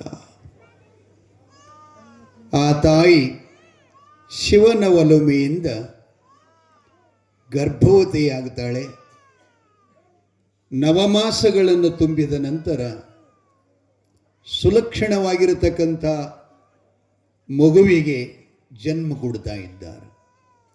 ಈ ಪುರಾಣಗಳಲ್ಲಿ ಅನೇಕ ಥರ ಊಹೆ ಮಾಡ್ಯಾರ. ಅದನ್ನೆಲ್ಲ ಸ್ವಲ್ಪ ನಾನು ಬದಿಗಿರಿಸಿ ನೇರವಾಗಿ ಅದನ್ನು ತಗೊಂಡು ಬರ್ತಾ ಇದ್ದೀನಿ. ಅಂದ್ರೇನೋ ಇವು ಸಿದ್ಧಟಿಗೆ ಪರಂಪರೆ ಹಿಂಗದಾವ. ಇವಕ್ಕೆ ಇಷ್ಟೇ ಶತಮಾನದಾಗ ಆಗ್ಯಾರಂತೂ ಪ್ರಮಾಣ ಇಲ್ಲ. ಅದಾವೇನ್ರಿ ಸರ್? ಇಲ್ಲ. ಆದರೆ ಜಾಣರು, ವಿದ್ಯಾವಂತರು, ಜ್ಞಾನಿಗಳು ಇದ್ರು ಅಂತಂದ್ರೆ ಆ ಸಮಾಜದಲ್ಲಿ ಅದಕ್ಕೇನಾದರೂ ಒಂದು ಆಧಾರವನ್ನು ಅದಕ್ಕೆ ಇಟ್ಕೊಂಡು ಅದನ್ನು ಪುರಾಣ ರೂಪ, ಗ್ರಂಥ ರೂಪದಲ್ಲಿ ಮಾಡ್ಕೊಂಡು ಬರ್ತಾರೆ. ಆದರೆ ಈ ಪರಂಪರೆ ಹೆಂಗದಂತಂದ್ರೆ ಒಬ್ಬರ ಕಿವಿಗೆ ಒಬ್ಬರು ಕಿವಿಗೆ ಹಿಂಗೆ ಹೇಳ್ಕೋತ ಬಂದು ಪರಂಪರೆ ಇದೆ ಸಿದ್ಧಟಿಗೆ ಹಾಲು ಮತ. ಬಂಧುಗಳೇ, ಈ ಧರ್ಮದಲ್ಲಿ 3 ಬಡತನದ, 3 ಬರಗಾಲದ: ಶಿಕ್ಷಣ, ಅಧ್ಯಾತ್ಮ ಮತ್ತು ರಾಜಕೀಯ. ಇವು 3ರಿಂದ ಈ ಜನ ವಂಚಿತದ. ಆದ್ದರಿಂದ ಇವ್ರು ಎಂದೂ ಏನೂ ಆಗಲಿಲ್ಲ. ಯಾರೇ ಊರಾಗ ಏನರ ಆಗ್ತಂದ್ರೆ ಆಗ್ರಿ ಗೌಡ್ರು, ಆಗ್ರಿ ದೇಸಾಯಿ ಅವರು, ಆಗ್ರಿ ಕುಲಕರ್ಣಿಯವರು ಅಂದರು. ಅದರ ಬಗ್ಗೆ ಅಪೇಕ್ಷೆ ಮಾಡಲಿಲ್ಲ, ಬಿಟ್ಕೊಟ್ರಿ ಎಲ್ಲನೂ ಕೂಡ. ಆ ಬಳಿಕ ಶಿಕ್ಷಣ ಮಾಡಲಿಲ್ಲ. ಕಾರಣ ಇವರ ಕಾಯಕನ ಕುರಿಗಾಯಿ, ದನಗಾಯಿ, ಒಕ್ಕಲತನ. ಈ 3 ಬಿಟ್ಟು ಆಗಲಿಲ್ಲ ಇವರು. ಇತ್ತಿತ್ತಲಾಗಿ ಒಂದು ಸ್ವಲ್ಪ ಹೊರಗಡೆ ಬಂದರು ಅಂಥೇಳಿ ಒಂದಿಷ್ಟು ಸಣ್ಣ ಸಣ್ಣ ಪುಸ್ತಕಗಳು ಒಬ್ಬೊಬ್ಬರು ಬರ್ಕೋತ ಬಂದರು. ಅವ್ರು ಹೆಂಗೆ ಬರೆದ್ರು ಅಂತಂದ್ರೆ, ನಮ್ಮಂಥವರು ನಿರಕ್ಷರಿಸಿದ್ರು. ಅಕ್ಷರ ಜ್ಞಾನ ಇಲ್ಲದವರಿಗೆ 100,000 ಪದಗಳು ಡೊಳ್ಳಿನ ಪದ ಹಾಡ್ತಕ್ಕಂಥ ಸಾಮರ್ಥ್ಯ ಇದೆ, ಆದರೆ ಅಕ್ಷರ ಜ್ಞಾನ ಇಲ್ಲ.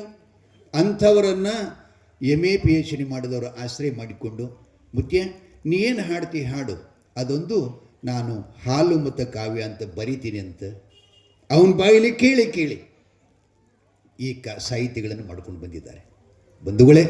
ಆದ್ದರಿಂದ ಸ್ವಲ್ಪ ಈಗ ನಾವು ಇಲ್ಲಿ ಮ್ಯಾಲೆ ಕೂತಿ ಹೇಳುವಂಥ ಚಾನ್ಸ ಬಂತು. ಇಲ್ಲದೆ ಹೋದರೆ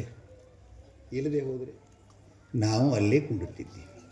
ಈ ಮಾತು ನಿಮ್ಗೆ ಯಾಕೆ ಹೇಳಕತ್ತೀನಿ ಅಂತಂದ್ರೆ, ವಿದ್ಯಾ ವಿನಯ ಸಂಪನ್ನೆ, ವಿದ್ಯೆ ಇಲ್ಲದವನ ಮುಖ ಹಾಳೂರು ಹದ್ದಿನಂತೆ, ವಿದ್ಯೆ ಉಳ್ಳವನ ಮುಖ ಮುದ್ದಿಕ್ಕೂ ಒತ್ತೆ. ಎಷ್ಟು ಸುಂದರ ಮಾತದು. ಅದಕ್ಕೆ ತಾಯಿ ತಂದೆಗಳೇ, ಮಕ್ಕಳಿಗೆ ನಾವೆಲ್ಲ ವಿದ್ಯಾಭ್ಯಾಸ ಕಲಿಸ್ತೀವಲ್ಲ, ಅದು ಪ್ರೀತಿಗಾಗಿ ಅಲ್ಲ. ಗಂಡ್ಮಕ್ಕಳಾಗಲಿ ಹೆಣ್ಮಕ್ಕಳಾಗಲಿ ರೀ, ಶಾಲೆ, ಕಾಲೇಜು, ಹೈಸ್ಕೂಲು ಮತ್ತು ಪ್ರಾಥಮಿಕ ಹಿಡ್ಕೊಂಡು ಓದಾಕ ಮಕ್ಕಳೆಲ್ಲ ಪುರಾಣ ಕೇಳಕ್ಕೆ ಬಂದಿರಲಿಲ್ಲ. ನಿಮ್ಗೆ ನೆನಪಿರಲಿ, ಶಾಲೆ ಕಲಿಯೋದು ಪ್ರೀತಿಗಾಗಿ ಅಲ್ಲ,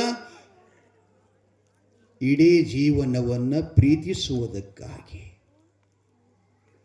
ಶಾಲೆ ಕಲಿಯುವುದು ಒಂದು ಹೆಣ್ಣಿನ ಪ್ರೀತಿ ಮಾಡೋಕ್ಕಾಗಿ ಅಲ್ಲ, ಇಡೀ ಜೀವನವ ಪ್ರೀತಿಸಕ್ಕಾಗಿ ಕಲಿತಕ್ಕಂಥದ್ದು ಶಾಲೆ. ಶಾಲೆ ಅಂದ್ರೆ ಏನಪ್ಪ? ಸಂಸ್ಕಾರ, ಶಿಸ್ತು, ಜ್ಞಾನ. ತನ್ನ ಕಾಲ ಮೇಲೆ ತಾನಿತ್ಕೊಂಡು ತಾಯಿ ತಂದೆಗಳ ಋಣ, ಸಮಾಜ ಋಣ, ಗುರು ಹಿರಿಯರ ಋಣ. ಆ ಬಳಿಕ ಯಾವ ದೇಶ ಯಾವ ಮಣ್ಣಿನೊಳಗೆ ನಾವು ಹುಟ್ಟಿವಿ ಆ ದೇಶದ ಋಣವನ್ನು ಮುಕ್ತರಾಗುವ ಸಲುವಾಗಿ ಶಾಲೆ ಕಲಿಬೇಕೇ ವಿನಃ ದೇಶಕ್ಕೆ ದ್ರೋಹ ಆಗುವಂಥ ಶಾಲೆಯನ್ನು ಕಲಿಬಾರದು ಅಂತ ನನ್ನ ಅಭಿಮತ. ತಾಯಿ ತಂದೆಗಳೇ, ತಾಯಿ ಗರ್ಭವತಿಯಾಗಿ ಒಂದು ಗಂಡು ಮಗುವಿಗೆ ಜನ್ಮ ಕೊಡುತ್ತಾಳೆ. ಬಹಳ ಸುಂದರವಾದಂಥ ಮಗು. ಆ ಮಗುವಿಗೆ ಹೆಸರು ಏನಿಡ್ತಾರೆ ಅಂತಂದ್ರೆ, ನಮ್ಮವರು ತಮ್ಮ ಗ್ರಾಮೀಣ ಭಾಷೆದೊಳಗೆ ತಿಪ್ಪರಂಗಿ ಪಟ್ಟಣದ ತಿಪ್ಪರೇಶ್ವರ ರಾಜ, ಅವನ ಹೆಂಡತಿ ಕಮಲಾದೇವಿ ಅಂತಂದರು. ಕಮಲಾದೇವಿ, ಕಮಲ. ಅವರ ಹೊಟ್ಟಿಲೆ ಆಕಾಶ ಭರಮದೇವರು ಹುಟ್ಟ್ಯಾನ ಅಂತ ಹೇಳ್ಕೊತ ಬಂದ. ಆಕಾಶ ಭರಮದೇವರ, ಆಕಾಶ ಅಂದ್ರೆ ಇರತ್ತೇನು, ಅವ ಮ್ಯಾಲಿಂದ ಬಂದವ ಅಂತಿದ್ರ ಅರ್ಥ. ಆಕಾಶ ಬ್ರಹ್ಮದೇವರು ಹುಟ್ಟಿದ ಮೇಲೆ ಆ ಮಗುವಿಗೆ ಚೆನ್ನಾಗಿ ಸಂಸ್ಕಾರ ವಿದ್ಯೆ ಕೊಡಿಸಿದ್ರು. ಅವರು ಆಳುವ ಪಟ್ಟಣ ಯಾವುದು ಅಂತಂದ್ರೆ ಚಂದನಗಿರಿ ಅಂತ ಬರುತ್ತದೆ. ಚಂದನ ಅಂದರೆ ಶ್ರೀಗಂಧದ ಮರಕ್ಕೆ ಹೆಸರದರಿ. ಅಂದ್ರೆ ಅದೆಷ್ಟು ಸುಂದರದ ಗಿಡ ಅಂತಂದ್ರೆ ಎಂಥಿಂಥ ಪ್ರಸಾದ ಆಗ್ಯದ್ರಿ ಅದು. ಎಂಥಿಂಥ ಸುವಾಸನೆ ಬೀರುವಂಥ ವಾಸನೆಗಳನ್ನು ಕೊಡ್ತಾ ಇದೆ. ನಂತರದು ಹ್ಯಾಂಗೆ ತಿಕ್ತೀವಿ ಅದು ದೇಹ ಕಚ್ಕೋತೀವಿ, ದೇಹದ ತ್ವಚರೋಗನು ಕೂಡ ಕಾಪಾಡುತ್ತದೆ ಮತ್ತು ಇಡೀ ದಿನದ ಪರ್ಯಂತರವಾಗಿ ಇಡೀ ದೇಹ ತುಂಬೆಲ್ಲ ವಾಸನೆ ಕೊಡ್ತಾ ಇದೆ. ಹಾಗೆ ಈ ಭರಮಭೂಪಾಲ ಆಳುವಂಥ ಪಟ್ಟಣ ಯಾವುದಂದ್ರೆ ಚಂದನಗಿರಿ. ಮತ್ತು ನಮ್ಮವ್ರು ಏನಂದರೆ ಚಂದ್ರಗಿರಿ ಅಂತ ಕರೆದ. ಚಂದ್ರಗಿರಿ ಅಂದ್ರೆ ಈಗ ಅದು ಆಲಿಮಟ್ಟಿ ಡ್ಯಾಮ್ದೊಳಗೆ ಮಲಪ್ರಭಾ, ಘಟಪ್ರಭಾ ಮತ್ತು ಕೃಷ್ಣೀಯ ಮಹಾಪೂರದಿಂದ ಆ ಪಟ್ಟಣ ಎಲ್ಲ ನಾಶ ಆಗಿ ಹೋಗಿದೆ. ತಲೆಯೊಳಗಿರಲಿ, ಯಾವುದೇ ಒಂದು ಜಗತ್ತಿನೊಳಗೆ ಮಹತ್ಕಾರ್ಯ ಆಗಬೇಕಾಗಿತ್ತು ಅಂತಂದ್ರೆ ಆ ಭೂಮಿಯಲ್ಲಿ ಪುಣ್ಯತೆ ಬೇಕು. ಆಲಿಮಟ್ಟಿ ಡ್ಯಾಮ ಸುಮ್ಮನೆ ಆಗಿಲ್ಲದು. ಈ ಬೀರಲಿಂಗೇಶ್ವರ ಹುಟ್ಟಿದ ಭೂಮಿ ಅದು. ಚಂದ್ರಗಿರಿ ಅಂತ. ಈಗ ಅಲ್ಲಿನ ಸಾಕ್ಷಿ ದೇವತೆ ಅದಾಳ, ಈ ಚಂದ್ರಗಿರಿ ದೇವಿ ಅಂತ ದೇವಸ್ಥಾನ ಇದೆ. ಆ ಗ್ರಾಮದ ಒಡತಿ, ಕ್ಷೇತ್ರಾದಿ ದೈವತಿ. ಆ ಚಂದನಗಿರಿ ಪಟ್ಟಣ ಭರಮಭೂಪಾಲರು ಅತ್ಯಂತ ಸುಜನರು. ಪ್ರಜಾಪಾಲನದಲ್ಲಿ ಎಲ್ಲ ಪ್ರಜೆಗಳಿಗೆ ತನ್ನ ಮಕ್ಕಳನ್ನು ನೋಡ್ಕೊಂಡು ಹೋಗ್ತಿದ್ರಂತ. ಅವರಲ್ಲಿ ಸದಾ ಅನ್ನದ ದಾಸೋಹ ಅರವಟ್ಟಿಗೆ, ಹಾಲು ಹೈನಿನ ಅರವಟ್ಟಿಗೆ ಮತ್ತು ಅನ್ನ ಇಲ್ಲದವರನ್ನ ಹುಡುಕಿ ಅವರಿಗೆಲ್ಲ ಅನ್ನ ಉಪಹಾರ ಅರಿಪೆಗಳನ್ನು ಕೊಟ್ಟು ರಕ್ಷಣೆ ಮಾಡತಕ್ಕಂಥ ಪುಣ್ಯಾತ್ಮ. ಒಂದು ಪ್ರಸಂಗ ಹಿಂಗಾತ್ರಿ, ಕಳವಿ ನಾರಾಯಣಗೌಡ ಅಂಥೇಳಿ ಒಬ್ಬ ಮಹಾನ್ ವ್ಯಕ್ತಿ, ದೊಡ್ಡ ಸಂಪತ್ತ, ಅಧಿಕಾರ ಎಲ್ಲವೂ ಕೂಡ ಇತ್ತು. ಅವನಿಗೆ ಒಬ್ಬಕ್ಕೆ ತಂಗಿ ಸೂರಮ್ಮ ಅಂತೇಳಿ ತಿಳ್ಕೊಂಡು, ಸುರಾವತಿನೂ ಅಂತ ಕರೀತಾರೆ. ಸುರ ಅಂದ್ರೆ ದೇವತೆ, ಸಂಸ್ಕೃತ ಶಬ್ದದ್ರೆ ಸುರ ಅಂದ್ರೆ ದೇವತೆ, ಅಸುರ ಅಂದ್ರೆ ರಾಕ್ಷಸ. ಸುರ ಅಸುರ, ಸುರ ಶಬ್ದಕ್ಕೆ ಅಪ್ರತ್ಯಯ ಆಯ್ತು ಅಂದ್ರೆ ಅದು ರಾಕ್ಷಸ ಆಗ್ತದೆ. ಅಕ್ಷರ ತೆಗೆದಿವಿ ಅಂತಂದ್ರೆ ದೇವತೆ ಆಗ್ತದೆ. ಹೌದಲ್ಲ ಸರ್? ನನಗ ಅಷ್ಟೇನು ಓದಿಲ್ಲ, ನೀವೆಲ್ಲ ಶಿಕ್ಷಕರಿದ್ರೆ ನಿಮ್ಮ ಮುಂದೆ ಮಾತಾಡಲಿಕ್ಕೆ ಹೆದರಿಕೆ ಬರ್ತೀರಿ ಸರ್. ಏನು ಮಾಡೋದು, ನಮ್ಮ ತಲೆಗೆ ಯಾವ ಶಬ್ದ ಯಾವಾಗ ಬರ್ತೋ ಹೇಳೋಕ್ಕಾಗಲ್ಲ ಸರ್. ಶುರ ದೇವತೆ. ಆದರೆ ತಂಗಿನ ಬಹಳ ಚೆನ್ನಾಗಿ ಜೋಪಾನ ಮಾಡಿದ್ದ. ತಂಗಿ 3 ತಿಂಗಳ ಮಗುವಾಗಿದ್ದಾಗ ಜನ್ಮ ಕೊಟ್ಟ ತಾಯಿ ತಂದೆ ಇಬ್ಬರು ಸ್ವರ್ಗಪಾಲಾಗ್ತಾ ಇದ್ದಾರೆ. ಆದರೆ ತಂದೆ ತಾಯಿ ಎಲ್ಲವೂ ತಾನೇ ಆಗಿ ತಮ್ಮ ತಂಗಿನ ಬಹಳ ವಾತ್ಸಲ್ಯದಿಂದ ಬೆಳೆಸಿದ. ತಂಗಿಗೆ ಪೂರ್ಣ ಜ್ಞಾನ ಬರೋ ತನಕ ಇವ ನನಗೆ ಜನ್ಮ ಕೊಟ್ಟ ತಂದಿನ ಅಂತಕಿ ಭಾವಿಸ್ತಿದ್ಲಂತ. ಆ ರೀತಿಯಾಗಿ ತಂಗಿನ ಬೆಳೆಸ್ಕೊಂಡು ಬಂದಿದ್ದ. ಹೀಗಿರುವಾಗ ಅವ ಏನು ಮಾಡ್ತಿದ್ದ ಅಂತಂದ್ರೆ ಪರಶಿವನ ಸೇವೆ ಮಾಡ್ತಿದ್ದ, ಪರಮಾತ್ಮನ ಸೇವೆ ಮಾಡ್ತಿದ್ದ. ಆ ಸೇವೆ ಮಾಡೋದಂದ್ರೆ ಹೆಂಗಂತಂದ್ರೆ ಪ್ರತಿನಿತ್ಯದಲ್ಲಿ ಅನಂತ ಪುಷ್ಪಗಳು, ಶುದ್ಧೋದಕ, ಅತ್ಯಂತ ಮನೋಭಾವನಿಂದ ಪೂಜೆ ಮಾಡುತ್ತಿದ್ದ. ಆ ಪರಮಾತ್ಮನಿಗೆ ಇನ್ನೊಬ್ಬ ಭಕ್ತ ಪೂಜೆ ಮಾಡ್ತಿದ್ದ, ಪುಷ್ಪದತ್ತ ಅಂತ ಅವನ ಹೆಸರು ಬರ್ತದೆ. ಪುಷ್ಪದತ್ತ ಅಂತ ಹೆಸರು ಬರ್ತದೆ. ಈಗ ನಿಮ್ಗೆ ಇನ್ನೊಂದು ಹೇಳೋದಂದ್ರೆ, ಈ ಶಬ್ದದ ಪುರಾಣದ ಕೋಶ ನಿಮಗೆ ಬಹಳ ಮಂದಿಗೆ ಇವ್ರ ಹೆಸರುಗಳು ಪ್ರಚಲಿತ ಇಲ್ಲ. ಬೇರೆ ಬೇರೆ ಪುರಾಣಗಳು ಹೇಳಿದ್ರೆ ನಿಮಗೆಲ್ಲ ಅವಲೋಕನ ಮಾಡ್ಕೋತೀರಿ, ಆದರೆ ಪುಷ್ಪದತ್ತ ಅಂದ್ರೆ ಗೊತ್ತಾಗೋದಿಲ್ಲಲ್ಲ. ಅದು ಹಾಲು ಮತದ ಅಧ್ಯಯನ ಅಥವಾ ಅದರದ್ದು ಏನಾದರೂ ಸ್ವಲ್ಪ ನಮ್ಮದು ಬಾಬುಗೌಡರು ಬಂದಿರೋ ಆಗಳ ನನ್ನ ಹತ್ರ, ಬಾಬುಗೌಡರು. ಹಾಂ, ಬೀರದೇವರ ಪುರಾಣ ನನಕ ಮೊದಲು ಹೇಳಕತ್ತಾರೆ ಅವ್ರು ಒಟ್ಟು. ಅಲ್ರಿ ಗೌಡ್ರ, ಮತ್ತು ನೀವು ಇಷ್ಟೆಲ್ಲ ಹೇಳಿದ್ಬೇಕು ನಾ ಏನು ಹೇಳಬೇಕು ವೇದಿಕೆ ಮೇಲಂದೆ. ಗೌಡ್ರಂದ್ರು, ಇಲ್ಲಪ್ಪ ನಾವು ನಾಟಕ ಮಾಡೀವ್ರಿ, ಅದಕ್ಕೆ ಆ ಬೀರದೇವ್ರ ಪುರಾಣ ನೀವು ಚಾಲೂ ಮಾಡಿರಿ ಅಂದ್ರೆ ನಮ್ಗೆ ಅತ್ಯಂತ ಸಂತೋಷ ಆಗ್ಯದ. ಅದಕ್ಕೆ ಮುಂದೆ ಅವ ಬೀರದೇವ್ರ ಹೆಂಗೆ ಬರ್ತಾನೆ, ಏನು ಬೇಡ್ತಾನೆ ಅನ್ನೋದು ನನಗೆ ಈಗಾಗಲೇ ಗೊತ್ತಾಗ್ತಾ ಇದೆ ಅಂತ ಹೇಳಿದ್ರು ಅವರೆಲ್ಲ. ಗುರುತಿದ್ರೆ ಆನಂದ ಆಗ್ತಿರ್ತದೆ, ಗುರುತಿಲ್ಲಂದ್ರೆ ಏನೋ ಹೇಳಕತ್ತಿದ್ದ, ಏನು ತಿಪುರಂಗ ಅಂದ, ಕಮಲಾವತಿ ಅಂದ, ಹಾಂಗೆ ಹಿಂಗೆ ಅಂದ. ಮುತ್ಯ ನಮಗೊಂದು ತಲೆಗುಳಿಲಿಲ್ಲ ಅವ ಕೂಡಿ, ಹೌದಲ್ಲ? ಹೌದಲ್ಲ? ಏನು ಮಾಡೋದು? ತಂಗಿ ಸಹೋದರಿ ದೇವ್ರ ಪೂಜೆ ಮಾಡ್ತಿದ್ದ, ಇವನು ಮಾಡ್ತಿದ್ದ. ಯಾರು? ಪುಷ್ಪದತ್ತ.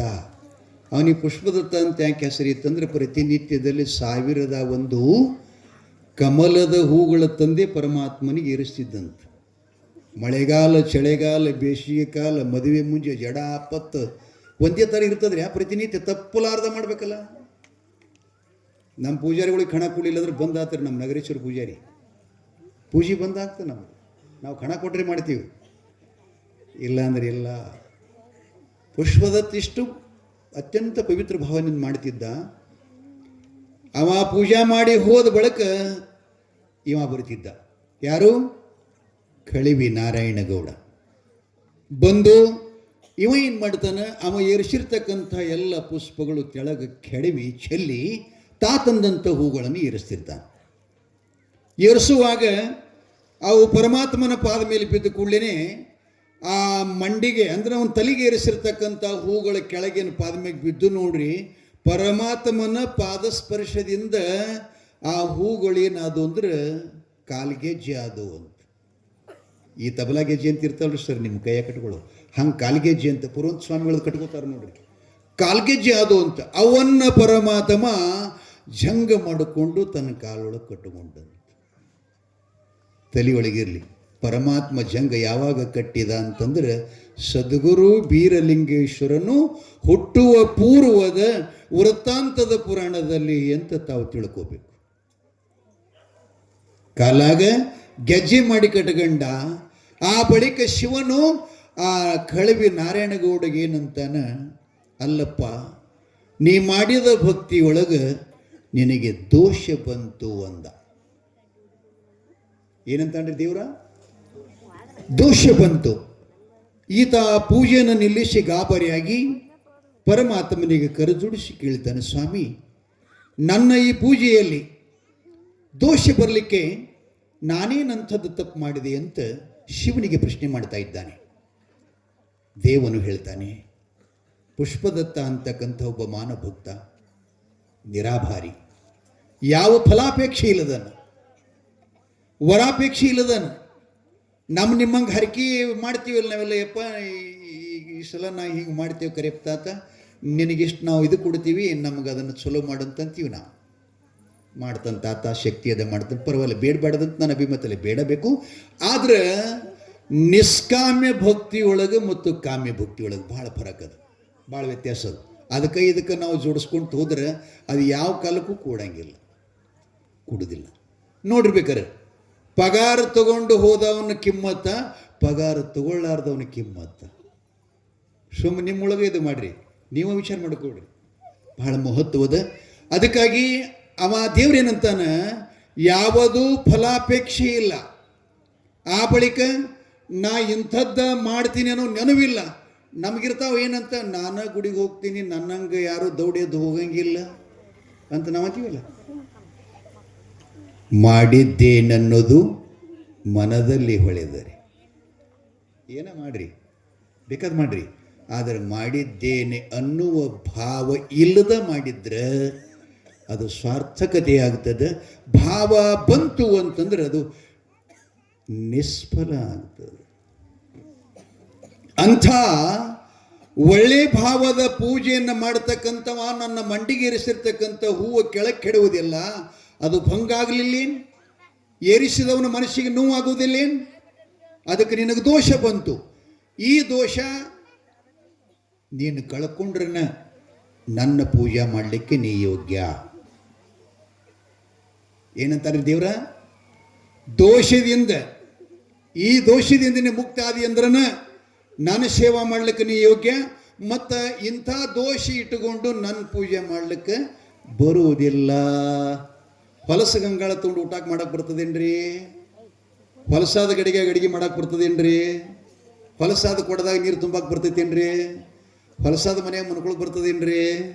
ಹೊಲಸಾಗದ ಬಟ್ಟೆ ಮೈಮೇಲೆ ಉಟ್ಕೊಳಕ್ಕೆ ಬರ್ತೇನ್ರಿ? ಬರುವುದಿಲ್ಲ.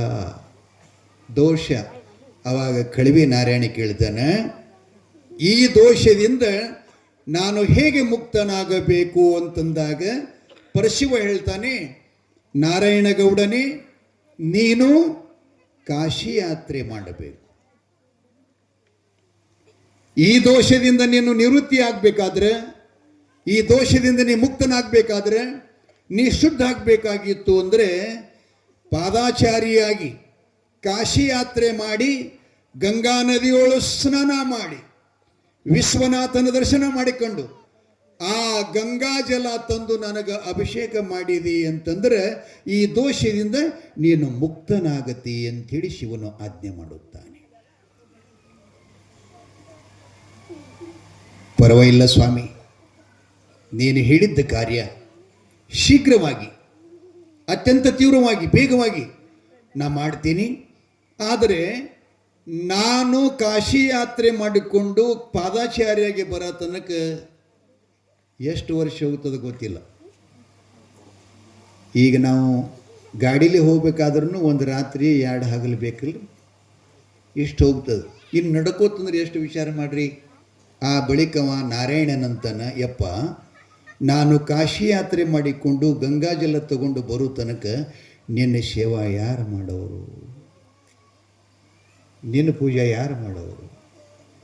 ಅಂದ ಕೂಡಲೇ ಪರಮಾತ್ಮ ಅಂತಾನೆ, ಸ್ವಲ್ಪ ಹೊರಗಡೆ ಹೋಗಿ ನೋಡು, ಯಾರ್ಯಾರೇ ನಿನಗೆ ಸಿಕ್ಕರು ಅಂದರೆ ಅವ್ರು ನಿಶ್ಚಯ ಮಾಡು, ಅವ್ರು ಮಾಡ್ತಾರೆ, ನೀ ಹೋಗ್ಬ ಅಂತ ವಿಚಾರ ಮಾಡೋದ್ರೊಳಗನ ಇವರು ಬರ್ತಾರೆ. ಯಾರು? ಭರಮ ಭೂಪಾಲ, ಆಕಾಶ ಭರಮದೇವರ. ನೋಡಿದ ಕೂಡಲೇ ನಾರಾಯಣನಿಗೆ ಸಂತೋಷ ಆಗುತ್ತದೆ. ನೀನು ಯಾರು ಅಂತ ಕೇಳ್ತಾರೆ. ನಾನು ಚಂದನಗಿರಿಪುರದ ಅರಸ, ನನ್ನ ಹೆಸರು ಭರಮಭೂಪಾಲ.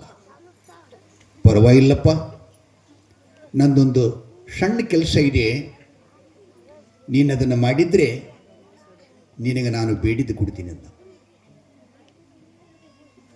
ಏನಂತಂದ್ರಿ? ನಾನು ಬೇಡಿದ್ದು ಕೊಡ್ತೀನಿ. ಪರವಾಗಿಲ್ಲ, ಏನದು ಅಂತ ಕೇಳ್ತಾನೆ. ನಾನು ಕಾಶಿ ಯಾತ್ರೆಗೆ ಹೋಗಬೇಕು, ಗಂಗಾಜಲ ತರಬೇಕು, ದಿನಗಳು ಭಾಳ ಹೋಗ್ತಾವ, ಅದಕ್ಕೆ ನಾನು ಬರೋವರೆಗೆ ದೇವರ ಪೂಜೆ ನೀನೇ ಮಾಡಬೇಕು ಅಂತ ಹೇಳಿದಾಗ ಇವ ಹೇಳ್ತಾನೆ, ನೋಡಪ್ಪ, ನನ್ನ ಮದುವೆ ಆಗಿಲ್ಲ, ನಾನಿನ್ನ ಬ್ರಹ್ಮಚಾರಿ ಇದ್ದೀನಿ, ನನಗೆ 25 ವರ್ಷ, ಲಗ್ನ ಆಗಿಲ್ಲ. ಅಂದ ಬಳಿಕ ಯಾವುದೇ ಕಾರ್ಯದೊಳಗೆ ನಾವು ಪ್ರವೇಶ ಆಗಬೇಕಾಗಿತ್ತು ಅಂತಂದ್ರೆ ಒಂದು ಆಶ್ರಮಕ್ಕೆ ನಾವು ಎಲ್ಲರೂ ಹೆತ್ತರಿಬೇಕು. ಯಾಕ್ರಿ? ಗೃಹಸ್ಥಾಶ್ರಮರು ಇರಬೇಕು ಒಂದು, ಸನ್ಯಾಸಾಶ್ರಮರು ಇರಬೇಕು ಒಂದು, ವಾನಪ್ರಸ್ಥಾರ ಇರಬೇಕು ಒಂದು, ಇನ್ನು ಗೃಹಸ್ಥನಾಗರಿ ಇರಬೇಕು ಒಂದು. ಈ 4 ಆಶ್ರಮಕ್ಕೆ ವ್ಯತಿರಿಕ್ತವಾಗಿ ಯಾವ ಕಾರ್ಯದಲ್ಲೂ ಕೂಡ ಹೋಗಲಿಕ್ಕೆ ನಾನು ಯೋಗ್ಯನಲ್ಲ, ಅಯೋಗ್ಯ. ಸುರಿಗ್ಯಾಗದ ಮದಿ ಎಲ್ಲರೂ ಕರ್ಕೋತೀರೇನು? ಲಗ್ನದಾಗ ಯಾರಿಗಾರ ಸುರಿಗ್ಯಾಗ ಕರ್ಕೋತೀರಿ ಮದಿ? ಲಗ್ನ ಅಲ್ಲಾರ್ದವ್ರಿಗೆ ಇಲ್ಲ. ಹಂಗೆ ಇವ ಹೇಳ್ತಾನೆ, ನನ್ನ ಲಗ್ನ ಆಗಿಲ್ಲ ಅಂತಂದು ಕೂಡಲೇ ಇವ ಅಂತಾನೆ, ನನಗೆ ಏಕೈಕ್ಯ ವಾತ್ಸಲ್ಯದ ಒಬ್ಬಳು ತಂಗಿ ಇದ್ದಾಳ, ಅದು ಕೊಡುತ್ತೇನೆ, ನೀನು ಲಗ್ನ ಆಗು.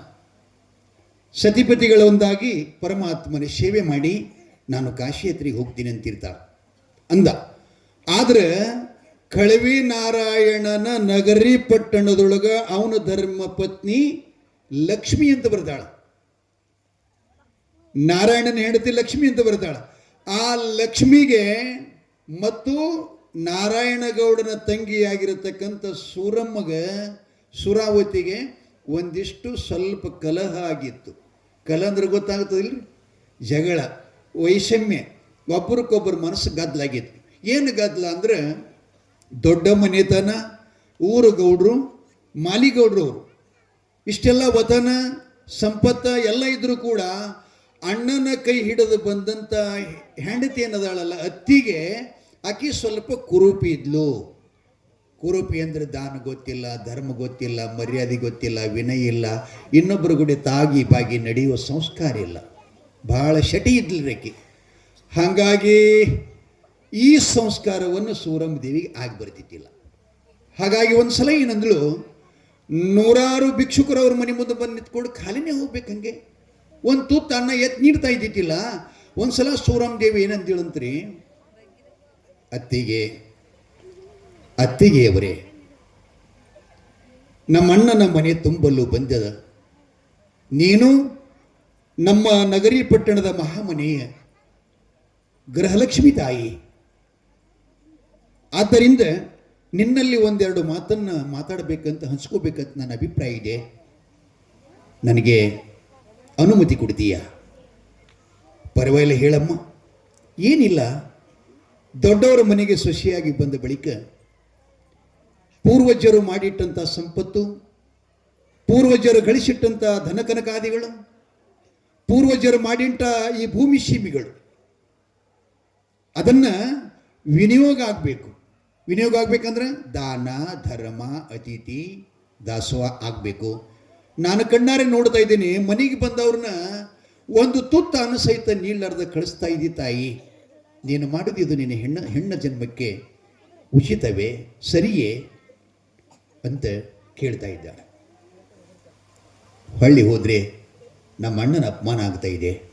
ಅದಕ್ಕೆ ದಯವಿಟ್ಟು ಭಿಕ್ಷುಕರನ್ನು, ಜಂಗಮರನ್ನು, ಮಹಾತ್ಮರನ್ನು, ಬ್ರಾಹ್ಮಣರನ್ನು, ಅತಿಥಿಗಳನ್ನು ಬಂದಾಗ ಅವರಿಗೊಂದಿಷ್ಟು ಪ್ರೀತಿಯಿಂದ ಕರೆದು ಒಂದು ತುತ್ತು ಅನ್ನ ಹಾಕು ಅಂತ ಹೇಳಿದ್ಲಂತ. ಆವಾಗ ಅದಕ್ಕೇನು ಅನ್ಬೇಕ್ರಿ ಅವರು? ಹಿಂಗಂದಾಗ ಏನು ಅನ್ಬೇಕ್ರಿ?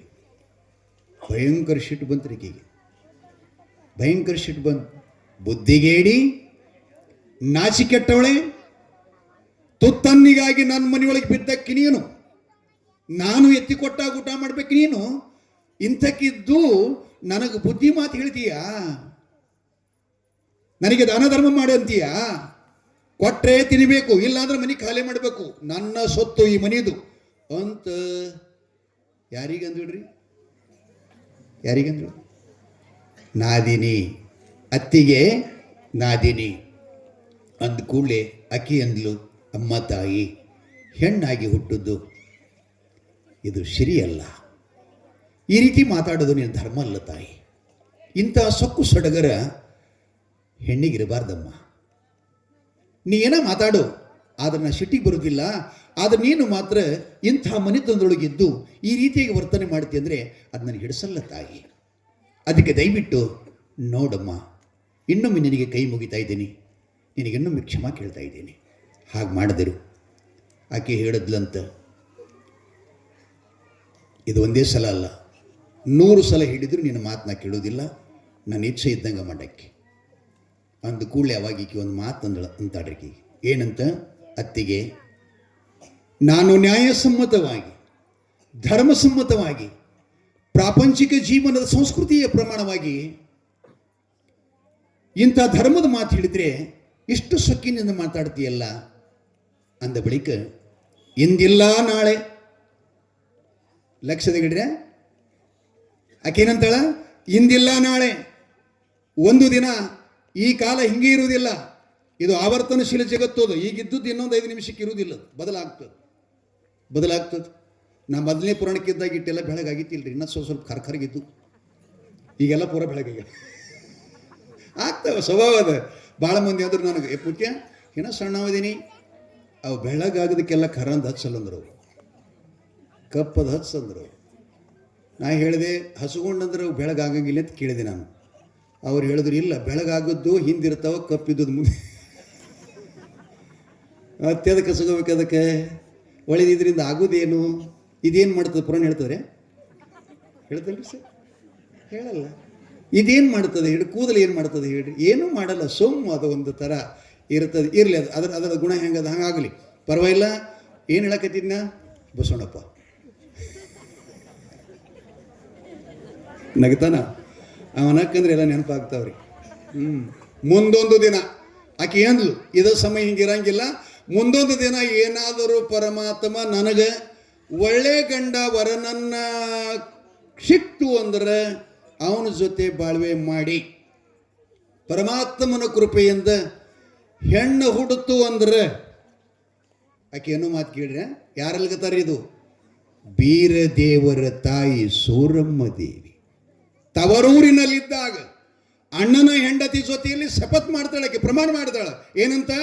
ಮುಂದೊಂದು ದಿನಗಳಲ್ಲಿ ಅಂತ ಸದ್ಗುಣಶಾಲಿ ಪತಿರಾಯ ನನಗೆ ದೊರೆತ್ರೆ ಹೆಣ್ಣು ಹುಟ್ಟಿತು ಅಂದ್ರೆ, ನಿನಗೆ ಪರಮಾತ್ಮ ಗಂಡ ಕೊಟ್ಟಿದ್ದ ಅಂದ್ರೆ ನಾನು ಹೆಣ್ಣಿನ ಹಚ್ಚಿ ಆ ನಿನ್ನ ಗಂಡನ್ನು ಕರಗಿಸಿ ಮದುವೆ ಮಾಡಿಕೊಂಡು ಆಗಲಾದರೂ ನೀನು ಸೊಕ್ಕು ಮುರಿತೀನಿ.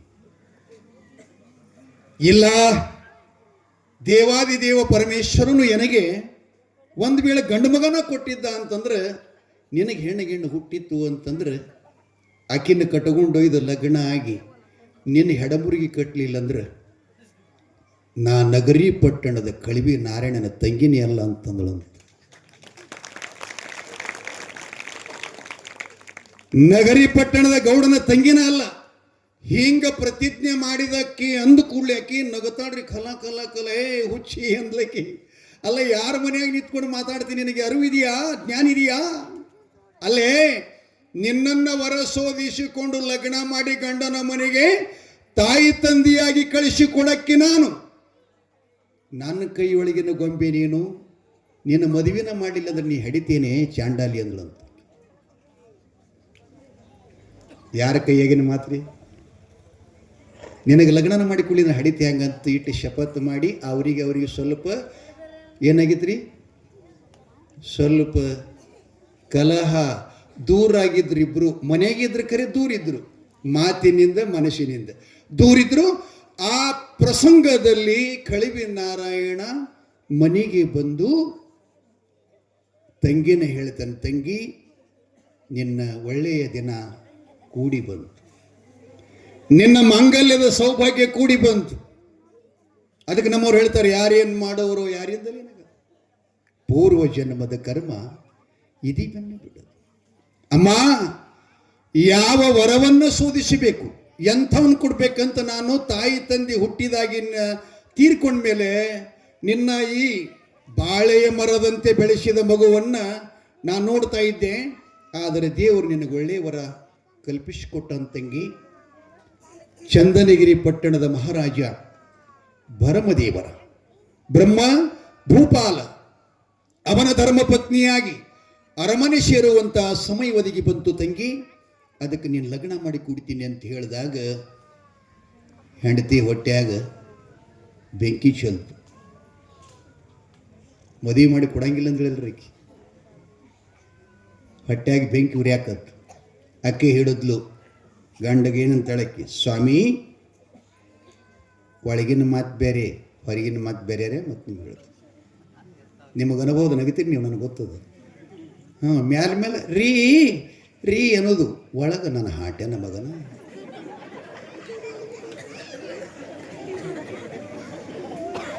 ಎಷ್ಟು ದಿನ ಮೂಲ ಮಾಡಿ ಹಿಡ್ದಾರೋ, ನನ್ನ ಹಿಡಿದ ಮೇಲೆ ಕೂತಿದೆ ಏನು ಹಿಂಗೈತಿರ್ಲಿ.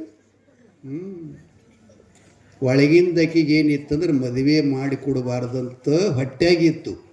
ನಾಲ್ಗಿ ಮ್ಯಾಗೇನಿತ್ತಂದ್ರೆ ಸ್ವಾಮಿ ಸೂರಮ್ಮ ಇನ್ನೂ ಹೊಸಗೂಸು, 18-19 ತುಂಬಿದ ಮಗಳು, ಇನ್ನಾಕಿಗೆ ಸಂಸಾರದ ಪರಿಪೂರ್ಣ ಜ್ಞಾನ ಬಂದಿಲ್ಲ. ಈಗೇನದು ಲಗ್ನ ತಲೆಗೆ ಹಾಕ್ಕೊಂಡಿದ್ರಿ, ಅದನ್ನು ಬಿಟ್ಬಿಡ್ರಿ, ಇನ್ನೊಂದು 4-6 ವರ್ಷ ಹೋಗಲಿ ಅಂದಳತ್ತಕ್ಕೆ. ಯಾದಕ್ಕಂದಳ್ರಿ, ಯಾದಕ್ಕಂದಳು? ಅವ ನೀವರ ತಲೆಗೆ ಇಟ್ಕೋಬೇಕ್ರಿ, ಮತ್ತು ನಿಮ್ಮಲ್ಲೇ ಭಾಳ ಕಾಜಿ ಕೊತ್ತಲಿರ್ತಾವೆಲ್ಲ. ಅದಕ್ಕೆ ನಿಮಗೆ ಮುನಿದ ಮಾರಿ, ಹೌದಲ್ರಿ, ನಾರಿ ಅಂದರು. ಒಲಿದರೆ ನಾರಿ ಮುನಿದರೆ ಮಾರಿ ಅಂತಂದ್ರು. ಈ ಮಾತನ್ನ ಯಾಕಿಟ್ಟು ನಿಮ್ಗೆ ತಿದ್ದಿದ್ದು ಹೇಳಕತ್ತೀನಿ ಅಂದ್ರೆ,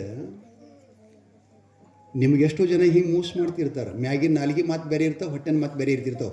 ಆ ಪರಿಜ್ಞಾನ ನಿಮ್ಮೆಲ್ಲರಿಗೆ ಬರಲಿ, ನಿಮ್ಗೆ ತಿಳುವಳಿಕೆ ಬರಲಿ ಅಂತ ಹೇಳಕತ್ತೀನಿ ನಾನು. ಅಣ್ಣನ ಹೆಂಡತಿ ಅಂದ್ರೆ ಜನ್ಮ ಕೊಟ್ಟ ತಾಯಿ ಸಮಾನಳು. ನಾಲ್ಗಿ ಮೇಲೆ ಏನಂತಾಳಕಿ, ಗಂಡ ಮಾತಿ ಕರಗಬೇಕವ. ನಾನು ಹೆಂಡತಿ ನಮ್ಮ ತಂಗಿ ಸಲುವಾಗಿ ಎಷ್ಟು ಒಳ್ಳೆ ಮಾತನ್ನು ಹೇಳ್ತಾಳಪ್ಪ. ಇಂಥ ಎಳಿ ಖುಷಿ ಲಗ್ನ ಮಾಡಿ ಕೂಡ ಚಲೋದಲ್ಲ ಬಿಡಬೇಕಂತ ಅನ್ಬೇಕಂಗ. ಹಂಗೆ ಹೇಳೋರು ಅದಾರ. ಇವ್ರಿಗೇನಂತಾರೆ ಅಂದ್ರೆ ಕಿವಿ ಊದವ್ರು ಅಂತ ಕರೀತಾರೆ. ನಿಮ್ಮ ಕಡೆ ಇರ್ಲಿಕ್ಕಿಲ್ಲವೋ, ಆ ಕಡೆ ಇರ್ತೀನಿ. ಅಲ್ಲ, ನಮ್ಮ ಕಡೆ ಬೈತಿರ್ತಾರ, ತಾಯಿಂದ್ರೆ ಮಕ್ಳಿಗೆ ಬೈತಿರ್ತಾರೆ, ನನ್ನ ಹಾಟ್ಯ ಏನು ಓದಿ ಹೇಳೋ ನಿನ್ನ ಕಿವ್ಯಾಗ. ತಾಯಿ ತಂದೆ ಬೈತಿರ್ತಾರೆ. ಮುತ್ಯ ತೆಲಿಗೆ ಏನೋ ತಂದು ವರ್ಷದಂಗೆ ಮಾಡಿದಳು, ಅಂದಿನ ಹಿಡದೆ ನನ್ನ ಮಗ ನಮಗೆ ಹೀಗೆ ಮಾಡಕತ್ತ. ನಮ್ಮ ಕಡೆ ಧಾರಾ ಚಿಟ್ಟಿ ಗಿಡಗಳು ಬರ್ತಿರ್ತಾರೆ, ಹಿಂಗಂತ ನಾವೇನು ಮಾಡ್ಬೇಕ್ರೆ, ಆ ತೆಲಿದೆಲ್ಲ ತೊಳೆದು ತೆಗಿಬೇಕ್ರೆ. ಇದು ನಿಮ್ಮ ಒಣ ಭ್ರಾಂತಿ ಅದ, ಸಂಶಯ ಅದ. ಹಂಗೆ ಜಗತ್ತಿನೊಳಗೆ ಒಬ್ರಿಗೊಬ್ರು ಮಾಡಿದ್ರೆ ಯಾರೂ ಬದುಕು ಕೊಡ್ತಿತ್ತಿಲ್ಲ. ಬ್ಯಾಡಾಗಿ ದೋಸ್ತು ಅವಾಗ ನಾಶ ಮಾಡ್ತಿದ್ರು. ಯಾರ ಕೈ ಇಲ್ಲದು ಮಾಡ್ದಂಗೆ ಅನ್ನಿಸ್ತದ.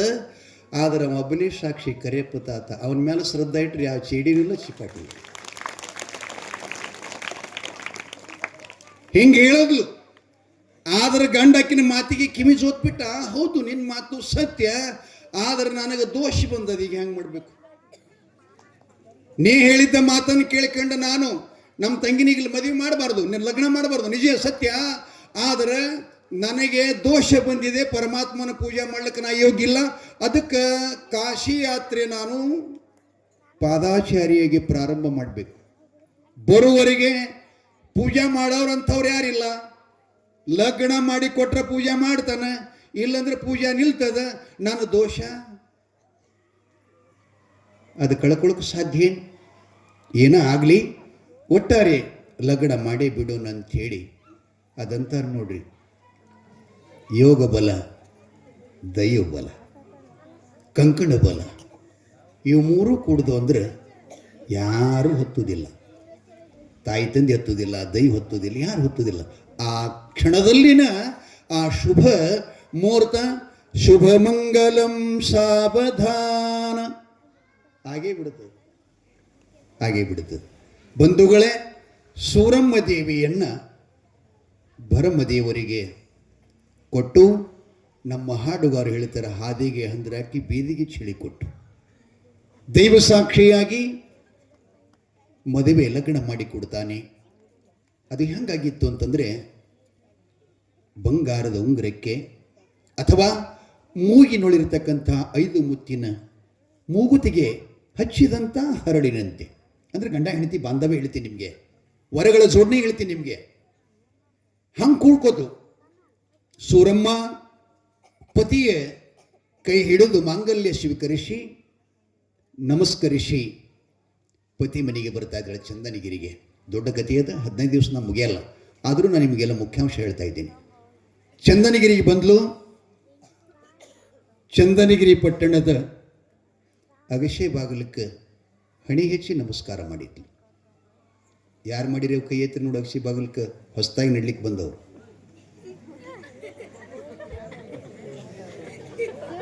ಅವ ಒಬ್ಬರೇ ಮಾಡಿ ಸುಮ್ಕರೆ ಮಾಡ್ರಿ, ಮಾಡಿಲ್ಲ ನೀವು ಯಾರು. ಅಗಶಿಗೆ ನೋಡ ಪ್ರಸಂಗ ಇಲ್ಲಿರ್ತದ, ಅವಾಗ ಇರುವುದಿಲ್ಲ. ಅಗಶಿ ನೋಡಲ್ಲ ನೀವು. ಆಕೆ ಬಂದು ಅಗಶೆ ಬಾಗಿಲು ನಮಸ್ಕಾರ ಮಾಡಿದ್ಲು, ಹನುಮಂತ ದೇವರಿಗೆ ನಮಸ್ಕಾರ ಮಾಡಿದ್ಲು, ಚಂದ್ರಗಿರಿ ದರ್ಶನ ಮಾಡಿದ್ಲು. ಗಂಡನ ಮನೆಯನ್ನು ಬಲಗಾಲಿಟ್ಟು ಸಪ್ತಪದಿಗಳನ್ನು ತುಳಿದು ಒಳ ಸೇರಿದ್ಲು. ಜಗಲಿ ಮೇಲೆ ತನ್ನ ಉಡಿಯಕ್ಕಿಯನ್ನು ಇಟ್ಟು ದೀಪ ಹಚ್ಚಿ ಪೂಜೆ ಮಾಡಿ ಕಾಯಿ ಬೆಳಗಿ ಗಂಡನ ಪಾದ ಹಿಡಿದು ಕೇಳ್ಕೋತಾಳೆ, ಸ್ವಾಮಿ, ನಾನು ನಿಮ್ಮ ಕೈ ಹಿಡಿದು ಬಂದ ಧರ್ಮಪತ್ನಿ. ನನ್ನಲ್ಲಿ ಅನೇಕ ದೋಷಗಳು, ತಪ್ಪು ತಡಿಗಳು, ನಡೆಯುವಲ್ಲಿ ಎಡರು ತೊಡರುಗಳು ಇಷ್ಟೆಲ್ಲ ಆಗುತ್ತ. ಅದಕ್ಕೆ ನೀವು ನನ್ನನ್ನು ಆ ದೋಷಗಳು ತಿದ್ದುವಂಥ ನನ್ನ ಪಾಲಿನ ದೇವರು. ನನ್ನೆಲ್ಲ ನಡೆನುಡಿಗಳಲ್ಲಿ ನನ್ನನ್ನು ಶುದ್ಧವಾಗಿ ಜೀವನ ಸಾಗಿಸಲಿಕ್ಕೆ ಗುರುವಾಗಿ, ತಾಯಿ ತಂದೆಯಾಗಿ, ಅಣ್ಣ ತಮ್ಮಂದಿರಾಗಿ, ಸರ್ವಸ್ವ ತಾವೆಲ್ಲಾಗಿ, ನನ್ನ ಬಾಳಿನ ಸಂಗಾತಿ ತಾವಾಗಿ, ನನಗೆ ನಿಮ್ಮ ಬದುಕಿರುವವರೆಗೆ ಭಗವಂತನ ಪಾದ ಶಿರು ತನಕ ನನ್ನ ಚೆನ್ನಾಗಿ ಆಶೀರ್ವಾದ ಮಾಡಿ ನನ್ನನ್ನು ಕೈ ಹಿಡಿದು ಅಪ್ಪಿಕೊಳ್ಳ್ರಿ ಅಂತ ಹೇಳಿ ಹಿಂಗೆ ಪ್ರಾರ್ಥನೆ ಮಾಡಿದ್ದು. ಹಿಂಗೆ ಅಕ್ಷತಾ ಬಿದ್ದ ಕೂಡಲೇ ಮನೆಗೆ ಬಂದಾಗ ಅವ ಪತಿದೇವನಿಗೆ ಹಿಂಗೆ ಯಾರು ಅಂದಿರೇನವ? ಅಂದಿರಾವ? ಇಲ್ಲ, ಹೇಳೇ ಇಲ್ಲ. ನಿಮ್ಗೇನು ಮಾಡೋದು? ಹೇಳೇ ಇಲ್ಲ. ಸ್ವಲ್ಪ ಶಾಲೆ ಕಲಿತ ಮಕ್ಕಳು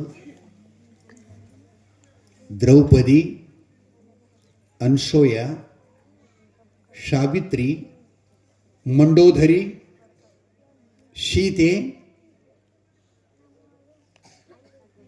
ವಶಿಷ್ಠ ಮಹರ್ಷಿಯ ಧರ್ಮಪತ್ನಿಯಾಗಿರತಕ್ಕಂಥ ಅರುಂಧತಿ, ಅವ್ರದ್ದು ಕತೆ ಪುಸ್ತಕ ಸಿಗ್ತಾವೆ ಕನ್ನಡದಲ್ಲಿ. ಬುಕ್ ಸ್ಟಾಲ್ದೊಳಗೆ ಪುಸ್ತಕ ಸಿಗ್ತಾವ. ಸ್ವಲ್ಪ ಶಾಲೆ ಕಲಿತ ಮಕ್ಕಳು ಅದನ್ನು ತಂದು ಸ್ವಲ್ಪ ಓದ್ತಾ ಇರಿ. ಸತಿಪತಿಗಳ ಬಾಂಧವ್ಯ, ಗೃಹಸ್ಥ ಜೀವನದ ಮೌಲ್ಯ ಮತ್ತು ಜೀವನದ ಸುಖ ಸಂತೋಷದ ಸುಪತ್ತಿಗೆಯನ್ನು ಅದನ್ನು ನೀವು ಅರ್ಥ ಮಾಡಿಕೊಂಡ್ರೆ ನಿಮ್ಮಷ್ಟು ಪುಣ್ಯವಂತರ ಜಗತ್ತೊಳಗೆ ಯಾರೂ ಇಲ್ಲ ತಾಯಿ ತಂದೆಗಳೇ. ಓದಬೇಕು, ಓದೋದಾಗಲಿಲ್ಲ ಅಂದ್ರೆ ಕೇಳಬೇಕು. ನಾನೇನು ಹೇಳಿನಲ್ಲ, ಸತ್ಯರ ನುಡಿತೀರ್ಥ, ನಿತ್ಯರ ನಡೆತೀರ್ಥ, ಉತ್ತಮರ ಸಂಗತೀರ್ಥ, ಹರಿಯುವ ನೀರು ಎತ್ತಣ ತೀರ್ಥ ಸರ್ವಜ್ಞ. ಹರಿಯ ನೀರಾಗ ನಾವು ಸ್ನಾನ ಮಾಡಿದ್ರೆ ಮನಸ್ಸಿನಾಗಿನ ಪಾಪ ಹೋಗ್ತದೇನು? ಹೋಗ್ತಾನೆಪ್ಪ. ತೊಗಲಿನ ಹೊಲಸು ಹೋದಿತ್ತೇ ವಿನಃ ಮನುಷ್ಯನ ದೋಷ ಹೋಗಲ್ಲ. ಈ ಮನುಷ್ಯನ ಶುದ್ಧತೆ, ಮನುಷ್ಯನ ಪ್ರಸನ್ನತೆ, ಮನುಷ್ಯನ ವಿಕಾಸ, ಮನುಷ್ಯನಲ್ಲಿರ್ತಕ್ಕಂಥ ಒಳ್ಳೆಯ ಭಾವಗಳು ಬರಬೇಕಾಗಿತ್ತು ಅಂದರೆ ವರ್ಷಕ್ಕೊಮ್ಮೆ ಸಗರನಾಡಿನ ನಗನೂರ ಗ್ರಾಮದ ಅಪ್ಪ ಕರೆಪ್ಪ ತಾತನವರ ಪುಣ್ಯಾರಾಧನದ ಪುರಾಣದಲ್ಲಿ ಪಾಲ್ಗೊಳ್ಳಬೇಕು. ಬಂಧುಗಳೇ, ಪಾಲ್ಗೊಳ್ಬೇಕು.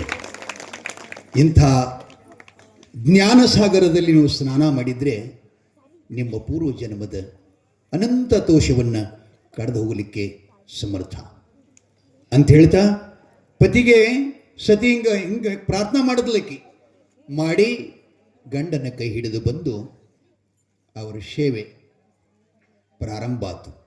ಪತಿ ತಲೆ ಮ್ಯಾಗ ಹಸ್ತಾ ಇಟ್ಟು ಅವನು ಕೂಡ ಹೇಳ್ತಾನೆ, ನೀನು ಸತಿ ಅಂದರೆ ಸತಿಯಲ್ಲ, ನನ್ನ ಪಾಲಿನ ದೇವತೆ. ಕಾರಣ ಇಹ ಮತ್ತು ಪರ.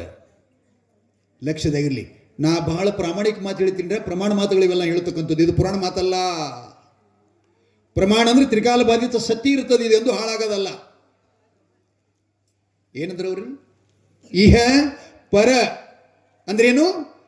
ಆ ಪರತರ ಮುಕ್ತಿಗೆ ಸಾಧನಕ್ಕೆ ಹೋಗ್ಲಿಕ್ಕೆ ನೀನೇ ಸಾಕ್ಷಿ. ಈ ಸಂಸಾರ ಎಂಬ ಸಾಗರವನ್ನು ದಾಟಲಿಕ್ಕೆ ಇದಕ್ಕೆ ನೀನೇ ಸಂಗಾತಿ. ಅದಕ್ಕೆ ಸತಿ ಶಿರೋಮಣಿಯಳೇ, ನಾನು ನೀನು ಹೇಳಿದಂತೆ ಅದನ್ನು ಅತ್ಯಂತ ಪ್ರಾಮಾಣಿಕತನದಿಂದ ನಿನ್ನನ್ನು ಕೃಪಾ ಮಾಡುತ್ತೇನೆ.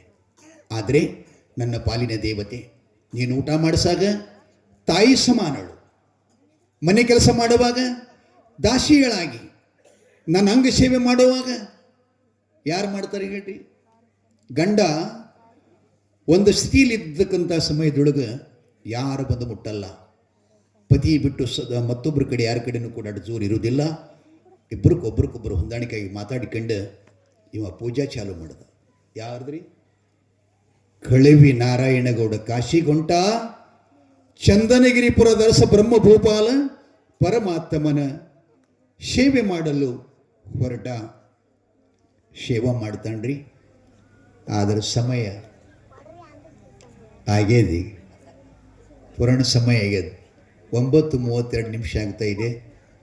ನಮ್ಮ ಬಾಬುಗೌಡ್ರು ಅವರು ಹೇಳಿದರು, ಯಪ್ಪ ಸ್ವಲ್ಪ ಬೇಗ ಚಾಲು ಮಾಡಿ, ಚಳಿ ಭಾಳ ಅದ. ನೀವು ಹೇಳಕತ್ತೀರಿ ಅಂದರೆ ಜನರಿಗೆ ಟೈಮಾಗಿ ಗೊತ್ತಾಗಲ್ಲ. ಅದಕ್ಕೆ ನೀವೇ ಟೈಮ್ ನೋಡಿ ಅದನ್ನು ಮಾಡ್ಕೋಬೇಕು. ಮತ್ತು ನಮ್ಮ ಗವಾಯಿಗಳು ಥಂಡ್ಯಾಗ ಹೋಗ್ಬೇಕಲ್ರಿ ಗಾಡಿ ಮೇಲೆ, ಈಗ ಕೆಂಬಾವಿಗೆ.